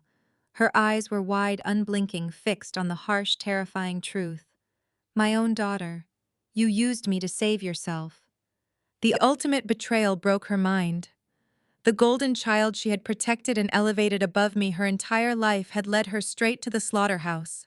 The elite son-in-law she had bowed down to had placed a federal noose around her neck. Vivian's knees buckled. Her legs gave out completely, unable to support the crushing weight of her destroyed life. She slid down the glass window, her expensive silk dress pooling around her on the floor. She collapsed onto the hardwood, clutching her chest, as a guttural, agonizing sob tore from her throat. It was not a cry of anger. It was the absolute, devastating sound of a woman realizing she had lost absolutely everything. She lay there on the floor, a broken, pathetic shell, surrounded by the shattered pieces of her own arrogance. Connor did not even look down at my mother as she wept on the floor. He simply stepped over her shaking form, wiping a streak of blood from his chin with the back of his hand. The initial shock of my father's physical blow and the devastating financial exposure had momentarily paralyzed him, but the deeply ingrained arrogance of his upbringing was rapidly rebooting his system. He straightened his ruined designer tie, breathing heavily through his nose. His pale eyes darted around the boardroom, assessing the damage before landing firmly on me. He reached into his pocket and pulled out his smartphone, gripping it so tightly his knuckles turned white. You actually think a few printed spreadsheets are going to put me behind bars, Maya? Connor asked, his voice regaining that familiar condescending edge. You think because you cornered me in a boardroom that you have won some kind of permanent victory. You really do not understand how the real world operates, do you? He scoffed, walking toward the floor-to-ceiling windows and looking down at the sprawling Atlanta skyline. I do not play by the same rules as you, Connor stated, turning back to face the room. He puffed out his chest, projecting a false sense of absolute authority. The system you are trying to use against me was built by men who look exactly like me. It was designed to protect people like me from people like you. You think you can just walk into Buckhead, flash some banking errors, and destroy my life. I play golf with the district attorney. I sit on the same charity boards as the mayor. I have dinner with the police chief every single month. He waved his phone in the air, a triumphant sneer returning to his bruised face. White-collar crimes disappear every single day, Maya. They get buried under mountains of legal red tape, tied up in endless injunctions, and quietly settled out of court with a slap on the wrist. I am not going to prison. I am going to make one phone call to the mayor office, and this entire situation is going to be classified as a domestic dispute. Chloe, hearing the renewed confidence in her husband's voice, immediately stopped crying. She looked at her mother sobbing on the floor, and then looked at Connor standing tall with his phone. Her survival instinct overrode whatever microscopic amount of loyalty she had left for the woman who raised her. Chloe wiped the running mascara from her cheeks and hurried over to stand behind Connor, clutching the sleeve of his jacket. "Yes, Connor, call them." Chloe urged, her voice trembling but eager. "Call the district attorney. Tell them Maya hacked into our private accounts. Tell them she kidnapped Dad and forced him to sign things. They will believe us. We have the reputation. Maya is just a bitter dropout trying to extort us." My father Elias let out a low, disgusted breath, leaning heavily on his walking cane. "You are truly pathetic, Chloe. You would step on your own mother neck just to keep a roof over your head that you never paid for." Connor ignored my father. He unlocked his phone, tapping the screen with aggressive, purposeful strikes. "I am going to have you arrested for corporate espionage and digital trespassing." Maya, Connor threatened, his pale eyes locking onto mine with absolute malice. "The local authorities are going to walk in here, take one look at the established venture capitalist and the estranged, unhinged daughter, and they are going to put you in handcuffs. Harrison here will testify that you broke into this office and assaulted me. Won't you, Harrison?" Harrison, the disgraced family lawyer, stood frozen near the door, clutching his briefcase. He did not nod. He did not speak. Harrison had practiced law long enough to recognize when a room had turned into a slaughterhouse, and he was desperately trying to figure out how to avoid the chopping block. I watched Connor desperately cling to his privilege, and I felt absolutely nothing but a cold, clinical satisfaction. I had spent my entire life watching mediocre men fail upward. I had spent my career dismantling the financial empires of men who believed their zip code and their skin color made them invincible. Connor truly believed that a few rounds of golf and some campaign donations could erase $20 million of stolen capital. He believed the Old Boys Network would rush to his rescue to silence the loud black woman who dared to challenge his authority. "You think your country club connections are going to save you, Connor?" I asked, my voice perfectly level, contrasting sharply with his frantic energy. "You think the mayor of Atlanta is going to risk his political career to protect a bankrupt venture capitalist who just committed massive corporate fraud? You think the local police chief cares about your dinner reservations when there is a $20 million paper trail proving you stole from local investors?" Connor sneered, dialing a number on his phone. "Watch me, Maya. I am going to end your pathetic little crusade right now. You are going to spend the next 10 years rotting in a state penitentiary while I liquidate this company." He lifted the phone to his ear, a smug, victorious smile plastered across his bruised face. But the call never connected. A sharp, piercing wail echoed through the thick glass windows of the boardroom. The sound was faint at first, rising from the busy streets of Buckhead far below us. Within seconds, the singular wail multiplied, joining a chorus of aggressive, blaring sirens that completely shattered the quiet morning air. Connor frowned, lowering his phone slightly. He turned toward the window, looking down at the street level. The sirens grew deafeningly loud, bouncing off the surrounding skyscrapers. Red and blue emergency lights began to flash violently against the glass facade of the building next door, painting the boardroom in a chaotic, frantic glow. Connor's smile returned, wider and more arrogant than before. He turned away from the window and pointed his phone directly at me. "Right on time," Connor gloated, his chest puffing out with absolute triumph. "Building security must have triggered the emergency response protocol when I called them earlier. I told you, Maya. You do not understand how things work. The local police do not waste time when someone like me hits the panic button. You are completely done. Chloe let out a breathless laugh of relief, stepping out from behind Connor. She crossed her arms, looking at me with pure, venomous satisfaction. You should have stayed away, Maya. You brought this on yourself. You are going to jail, and Mom is going to take the fall for the accounts. Connor and I are going to take everything. I did not move a single muscle. I did not look at the flashing lights outside the window. I simply reached down and closed the lid of my laptop, shutting off the massive 80-inch screen behind me. The sudden darkness in the room mirrored the absolute finality of the moment. I checked the sleek silver watch on my left wrist, noting the precise time. Heavy, aggressive footsteps echoed in the hallway outside the mahogany doors. It was not the slow, shuffling pace of a building security guard. It was the synchronized, rapid deployment of a highly trained tactical unit moving with absolute purpose. Connor walked toward the door, ready to greet his supposed rescuers, ready to play the victim of a corporate break-in. He straightened his ruined tie one last time, preparing to put on the performance of his life for the local authorities. I took a slow, deliberate breath, letting the reality of his destruction settle perfectly into place. I did not call the local police, Connor. I said, my voice dropping to a chilling, authoritative register that froze him dead in his tracks. The heavy mahogany doors did not just open. They were violently shoved apart, hitting the interior walls with a deafening crash. I looked him dead in the eyes, watching his arrogant smile evaporate into pure, unadulterated terror. I called the Federal Bureau of Investigation. The heavy mahogany doors slammed against the interior walls with a deafening crack that shook the polished glass of the boardroom. 5 federal agents swarmed into the executive suite, moving with a synchronized tactical precision that instantly suffocated any remaining air in the room. They wore dark tactical vests with the letters FBI emblazoned across their chests in stark yellow text. This was not a polite corporate inquiry. This was a federal raid. The lead agent, a tall, broad-shouldered man, stepped forward. Looking past his shoulder, I watched the last remaining ounce of arrogance completely drain from Connor's face. The venture capitalist who just seconds ago boasted about his golf matches with the district attorney now stood frozen in pure, unadulterated terror.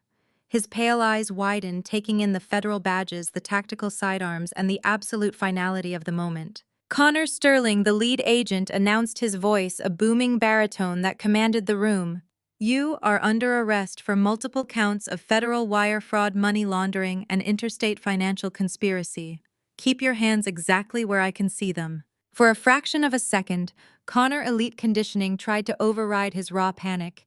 He straightened his ruined posture, puffing out his chest in a desperate attempt to assert the white privilege that had shielded him his entire life. He pointed a shaking finger at the agent, trying to summon the authority he no longer possessed. You have no idea who you are dealing with, Connor shouted, his voice cracking as he tried to project dominance. I am a prominent venture capitalist in this city. You do not just kick down my doors without a warrant. I want my lawyer. I want to speak to your superior immediately. I know the mayor. I know the police chief. I will have your badge for this. The lead agent did not even blink. He pulled a thick folded document from his tactical vest and tossed it onto the mahogany table right next to the fraudulent medical paperwork Connor had tried to use against my father. That is a federal warrant signed by a United States district judge. The agent replied, his tone completely devoid of sympathy. The local mayor cannot help you. The local police chief has no jurisdiction here. You are facing federal indictments, Mr. Sterling. Turn around and place your hands behind your back. Connor's mind simply could not process the rejection. He had never been told no by a system designed to protect him. He frantically looked at his wife Chloe, hoping for backup, but Chloe was already backing away from him, her hands pressed against her mouth in absolute horror. He then looked at Vivian, who was still sitting on the floor, a broken shell of a woman completely incapable of intervening. Finally, his desperate gaze landed on me. Maya, Connor pleaded, his aggressive facade instantly crumbling into a pathetic whine. Maya, tell them this is a corporate misunderstanding. Tell them we were just negotiating. You cannot let them take me. I am your family. I looked at the man who had just tried to lock my father in a psychiatric ward and steal $15 million. I felt a deep, resounding satisfaction settle into my bones. You told me the law only cares about ink and signatures, Connor. I said, my voice perfectly calm, echoing across the quiet room. My signature triggered the fraud alert. Your signature is on the fraudulent wire transfers. The federal government is just doing the math. Two agents moved in swiftly, flanking Connor on both sides. When one of them grabbed his arm to turn him around, Connor panicked. The reality of federal prison finally pierced his delusions. He jerked his arm away, trying to shove the agent backward. "Do not touch me!" Connor yelled, a wild, animalistic panic taking over. "I am not going to jail. I am not a criminal. I am a Sterling." The agents did not entertain his tantrum. Within 2 seconds, they executed a flawless tactical takedown. They spun Connor around, slamming him face first onto the polished mahogany conference table. The impact knocked the breath out of him. His cheek pressed hard against the wood right next to the digital recorder that held his bribery confession. The sharp metallic click of handcuffs echoing in the room was the most beautiful sound I had ever heard. It was the sound of accountability finally catching up to a man who thought he was untouchable. "Get your hands off me!" Connor sobbed, his face turning bright red as the heavy steel cuffs bit into his wrists. He squirmed against the tight grip of the federal agents, ruining his custom-tailored suit jacket. "This is a mistake. I was just securing assets. It was Chloe's idea. She is the one who gave me the social security numbers. She is the one who forged her mother's signature. Take her. Take my wife." Chloe let out a blood-curdling scream of pure betrayal. The golden child, the former pageant queen who had spent her entire life stepping on my neck to elevate herself, suddenly realized that her perfect husband was offering her up as a human sacrifice to save his own skin. She lunged forward, her high heels slipping on the spilled champagne, but a female agent intercepted her before she could reach the table. "Chloe Sterling, you are also under arrest for conspiracy to commit wire fraud and identity theft," the agent stated firmly, grabbing her arms. "No!" Chloe shrieked, thrashing wildly against the agent grip. Her designer dress twisted as she kicked and fought, completely losing any semblance of her aristocratic upbringing. "I did not do anything. I am a victim. He lied to me. You cannot arrest me. I am a member of the elite society in this city. I went to Spelman. I have a reputation. You are making a massive mistake. Mom, tell them. Tell them I am innocent." Chloe looked desperately toward the window where our mother Vivian remained slumped on the floor, but Vivian did not speak. Vivian did not rush forward to defend her golden child. The matriarch of the family just stared blankly at the scene, her mind completely shattered by the realization that her favorite daughter had sold her identity to fund a fake billionaire lifestyle. The socialite who cared only about appearances was now catatonic, watching her legacy burn to the ground. "Mom, please," Chloe cried, sobbing hysterically as the cold steel handcuffs snapped around her delicate wrists. "Do not let them take me. I do not want to go to jail. Maya, tell them to stop. Sister, please help me." I watched my sister beg. I watched the woman who had laughed at me, mocked my career, and plotted to steal my inheritance cry like a terrified child. I felt absolutely no pity. I felt no obligation to save someone who had tried to bury me. "You dug this grave, Chloe," I said, my voice steady and unforgiving. "You just forgot that you would eventually have to lie in it." The agents hauled Connor to his feet. His nose was bleeding slightly from hitting the table, and his pristine image was entirely destroyed. He looked pathetic, a broken fraud exposed to the harsh light of reality. They marched him toward the door, his expensive leather shoes dragging heavily across the carpet. Chloe was pulled along right behind him, weeping loudly, her mascara running down her face in dark, ugly streaks. The elite power couple was being escorted out like common criminals, stripped of all their unearned dignity and false prestige. As the chaotic scene unfolded near the entrance, my eyes darted to the far corner of the room. Harrison, the corrupt family lawyer, had been standing frozen against the wall, trying to make himself entirely invisible. He had watched his $500,000 bribe evaporate. He had watched the venture capitalist he colluded with get slammed onto a table. Harrison knew that as the legal counsel who drafted the fraudulent power of attorney, he was next on the federal chopping block. Taking advantage of the commotion involving Connor and Chloe, Harrison slowly backed toward the heavy mahogany doors. He kept his head down, clutching his premium leather briefcase tightly against his chest. He was trying to slip out of the boardroom unnoticed, hoping to disappear into the busy streets of Atlanta before the agents turned their attention to the paperwork on the table. He thought he could outsmart the chaos and run back to his comfortable suburban life. He took one quiet step toward the hallway, then another. He reached the threshold thinking he had secured his escape, but the doorway was suddenly blocked. My father, Elias Washington, stepped directly into the center of the doorframe. He planted his heavy brass walking cane firmly against the hardwood floor, creating an impassable barrier. He stood tall, his broad shoulders filling the space, a formidable titan blocking the only exit. Harrison froze, his heart dropping into his stomach. He looked up slowly, meeting the cold, merciless gaze of the man he had betrayed. The man whose salt he had eaten, whose money had built his career, and whose life he had casually signed away just hours ago. My father did not shout. He did not need to. The quiet, deadly authority in his voice was far more terrifying than any raised weapon. Going somewhere, Harrison, my father asked, his tone dripping with lethal anticipation. Elias, please, Harrison stammered, taking a shaky step back, his face slick with nervous sweat. I was forced into this. Connor threatened me. I have a family to protect. My father tilted his head slightly, a cruel, knowing smile touching the corners of his mouth. He looked past the lawyer at the federal agent standing just a few feet away, who had just turned his full attention to the sweating man clutching the briefcase. You should have thought about your family before you tried to murder mine, my father said softly. He stepped forward, driving his cane into the floor with a resounding thud that sealed the trap completely shut. Old friend, my father whispered, locking eyes with the terrified lawyer. It is your turn. Harrison stared at the brass tip of my father walking cane as if it were a loaded shotgun pointed directly at his chest. The corrupt family attorney, who had spent decades billing my father for loyalty, only to sell his life for $500,000, was completely trapped. He looked frantically at the heavy mahogany doors, and then up at the towering figure of Elias Washington. There was no escape. Two federal agents stepped smoothly past my father, entering the doorway with precise tactical efficiency. They grabbed Harrison by the shoulders, spinning him around. The premium leather briefcase slipped from his sweaty fingers.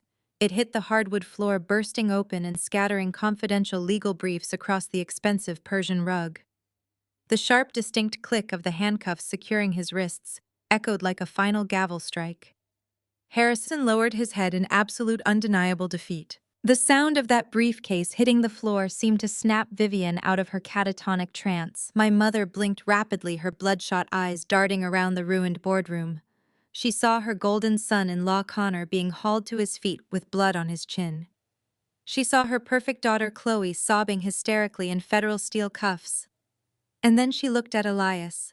She looked at the man she had ordered starved to death in a dilapidated nursing home just 3 days ago. With a sudden, frantic burst of energy, Vivian scrambled across the floor. Her designer silk dress bunched up around her knees, completely ruined by the spilled champagne and the dirt of the floorboards. She crawled desperately toward my father. She threw her arms out, wrapping her manicured hands tightly around his calves, clinging to him like a drowning woman fighting for a life raft. Elias, please, Vivian begged, her voice a raspy, pathetic wheeze. You have to stop this. Tell them it is a misunderstanding. Tell them we were just confused. I am your wife, Elias. We built this life together. We are top tier in Atlanta. You cannot let them take me to a federal prison. I will not survive there. I will die in there, Elias. Please save me. My father looked down at the woman weeping at his feet. His expression did not soften. There was no flicker of old affection, no hesitation in his eyes. He looked at her with the cold, distant observation of a man inspecting a stranger. You stopped being my wife the exact second you signed that "Do not resuscitate order, Vivian," he said, his voice a low, steady rumble that carried no anger, only absolute finality. You did not just break your vows. You tried to bury me alive so you could fund a fake billionaire lifestyle with a white con artist who despises everything we stand for. You sold my life for a permanent table at a country club. Vivian shook her head wildly, tears carving deep tracks through her expensive foundation. I was trying to protect our legacy. She cried out, her voice pitching into a hysterical wail. I was doing it for the family. My father gently, but with unbreakable force, used the tip of his brass cane to push her hands away from his legs. You have no family, Vivian, he stated, stepping back. You traded your family for an illusion. Now you get to pay the invoice. Vivian collapsed forward, pressing her face into the damp carpet, sobbing with a raw, agonizing despair. She realized in that exact moment that her husband was truly gone. The safety net she had abused for 30 years had been permanently removed. Chloe, watching her mother utterly fail to manipulate my father, realized that her own options had vanished. The federal agent holding her arm tugged her slightly toward the door. Chloe panicked. She dug the heels of her designer shoes into the floor, refusing to move. She whipped her head around, her tear-filled eyes locking onto me. She saw me standing there, perfectly composed, perfectly untouched by the destruction raining down on them. Her survival instinct overrode every ounce of her remaining pride. Chloe ripped herself away from the agent grasp just enough to drop heavily onto her knees right in front of me. Maya, please, Chloe cried, looking up at me from the floor. Her mascara was running down her cheeks in dark, ugly streaks. Her perfect hair was a tangled mess. Maya, look at me. It is me. It is your sister. We grew up together. We shared a bathroom. We played in the backyard. You cannot let them put me in a cage. I am not built for prison, Maya. I am not like those people. I looked down at the woman kneeling at my feet. The angle was poetic. For 32 years, Chloe had looked down on me. She had mocked my clothes, my career, my personality, and my existence. She had treated me like a repulsive stain on her perfect aristocratic life. Now she was literally begging at my feet, entirely at my mercy. I did not feel a sudden surge of fiery rage. I felt a cold, surgical detachment. You want to talk about how we grew up, Chloe? I asked, my voice perfectly level. You want to talk about how you stole my college acceptance letters and hid them so I would miss the deadlines? You want to talk about how you told all your friends at Spelman that I was just the hired help when I came to drop off the money you begged me to lend you? You never treated me like a sister. You treated me like a servant you could abuse for sport. Chloe shook her head frantically, her handcuffed hands reaching out toward my shoes, but stopping just short of touching me. I was just stupid, she sobbed. I was insecure. Mom made me do it. She told me I had to be better than you. I will give you everything, Maya. You can have the Buckhead house. You can have the cars. Just tell the FBI I did not know about the fraudulent accounts. Tell them Connor forced me to give him mom information. I stared into her desperate, terrified eyes. She was still trying to lie. She was still trying to manipulate her way out of accountability. She truly believed that because we shared a childhood, I was obligated to absorb her consequences. Do you remember what you and your husband told me at 5:30 this morning, Chloe? I asked, my tone dropping to a chilling whisper that froze the tears on her face. Do you remember the exact words you used when you thought you had legally murdered my father and stolen my entire future? Chloe swallowed hard, her breath catching in her throat. She knew exactly what she had said. The memory of her arrogant morning phone call hung in the air, a brutal reminder of her true nature. I took a slow, deliberate step closer, ensuring my shadow fell entirely over her kneeling form. I looked at Connor, who was being dragged toward the door by two agents, and then I looked back down at my weeping sister. I delivered the final devastating blow using the exact same words they had used to try and destroy me. Finally, we can cut the dead weight, I said, echoing their morning victory speech with flawless precision. Pack up whatever trash you have in that Buckhead estate of yours. You are officially kicked out of the house. You are entirely done here. Chloe let out a devastated, gut-wrenching wail. The reality of her destruction finally crushed her. She slumped forward, defeated, completely broken by the absolute finality of my words. I gave a brief, sharp nod to the lead FBI agent. Take them out of my sight, I commanded. The agents did not hesitate. They hauled Chloe up from the floor, ignoring her frantic screams and hysterical pleading. They dragged Connor, who was now deathly silent, staring blankly at the floorboards, his entire facade of white privilege shattered into dust. They pulled Vivian up by her arms, her legs dragging behind her, as she continued to weep uncontrollably. Harrison walked out with his head bowed, completely silent, accepting his disbarment and federal indictment. The chaotic noise of their screaming, crying, and begging slowly faded as the agents pushed them down the long hallway toward the glass elevators. The heavy mahogany boardroom doors swung shut behind them, blocking out the sound of their absolute ruin. Then there was only silence. I stood in the center of the executive suite, listening to the quiet hum of the air conditioning. I turned to look at my father. Elias Washington stood tall, leaning on his brass cane, watching the door where his toxic past had just been escorted away in handcuffs. He looked lighter, as if a massive, suffocating weight had been physically lifted from his broad shoulders. He walked slowly toward me, stopping just a few feet away. He did not say a word about the mother who had hated me or the sister who had betrayed me. He simply reached out and placed his large, warm hand on my shoulder. His grip was firm, grounding, and filled with an immense, undeniable pride. We turned and looked at the long mahogany conference table together. The room was completely empty of human life, but it was littered with the debris of a dismantled empire. Shards of broken crystal from Vivian's shattered champagne flute glittered across the dark Persian rug. Connor's unlit cigar lay abandoned on the polished wood. And scattered everywhere, completely worthless now, were the fraudulent legal documents, the fake power of attorney, and the Delaware Shell Company printouts. The paper trail of their greed lay completely destroyed under the bright morning sunlight pouring through the floor-to-ceiling windows. The Atlanta skyline stretched out behind the glass, beautiful and completely indifferent to the elite family that had just fallen from its highest peak. The boardroom was empty, and the game was permanently over. I walked over to the sleek silver coffee carafe, resting on the marble credenza near the boardroom entrance. The catering staff had prepared it hours ago for a celebration that never actually happened. The coffee was lukewarm, but I poured myself a fresh cup anyway. I lifted the porcelain mug and took a slow, deliberate sip. The bitter dark roast washed over my tongue, grounding me completely in the present moment. I did not feel adrenaline coursing through my veins anymore. I did not feel the lingering sting of Vivian's hateful words or the residual heat of Connor's arrogant threats. I felt an absolute profound emptiness in the best possible way. The heavy, suffocating burden of trying to earn my place in a family that actively despised me had been surgically removed. I carried my coffee across the ruined Persian rug, stepping carefully over the shattered glass of Vivian's crystal champagne flute. I joined my father at the massive floor-to-ceiling windows. We stood shoulder to shoulder looking down at the vibrant, sprawling heart of Atlanta. From this vantage point, the city looked like a massive, living, breathing organism. Down below, the morning rush hour traffic was crawling along the famous intersection of Peachtree Street. Hundreds of tiny vehicles moved in neat, orderly lines, carrying ordinary people to their everyday jobs.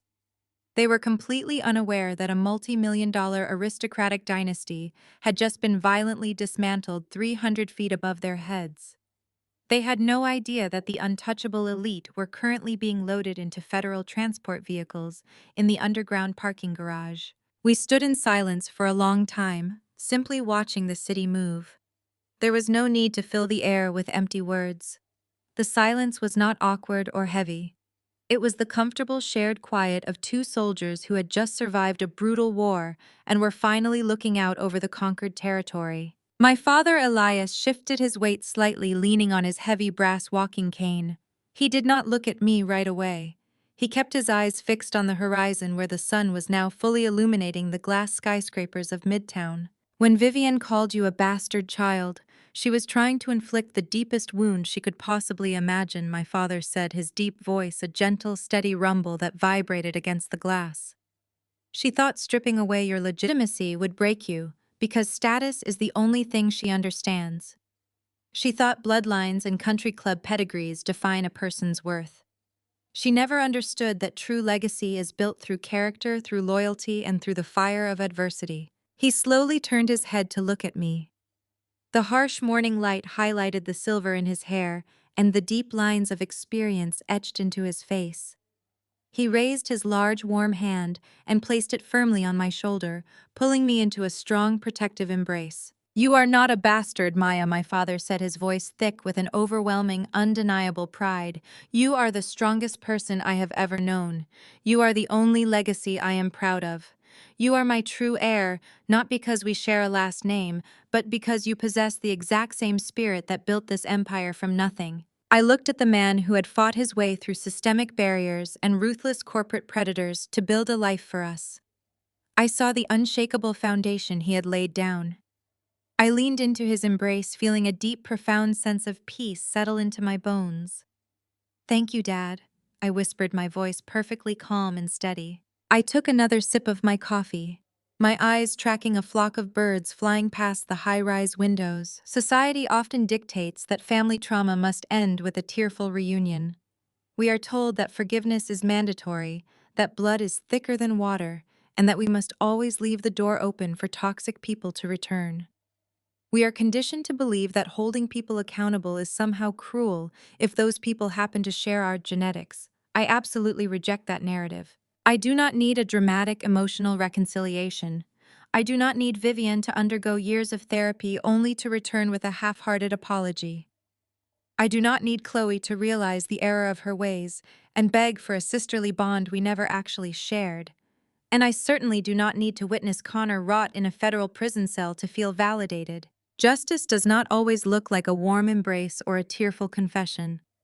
Sometimes true justice is a cold, hard calculation. It is looking at a ledger, realizing the liabilities far outweigh the assets, and permanently closing the account. The people who were just dragged out of this room were liabilities. They drained my father energy, they stole his wealth, and they attempted to destroy my sanity. I did not owe them salvation. I owed myself peace. What happens to the Buckhead estate? My father asked, breaking my internal reflection. Connor, debt is entirely in your hands now.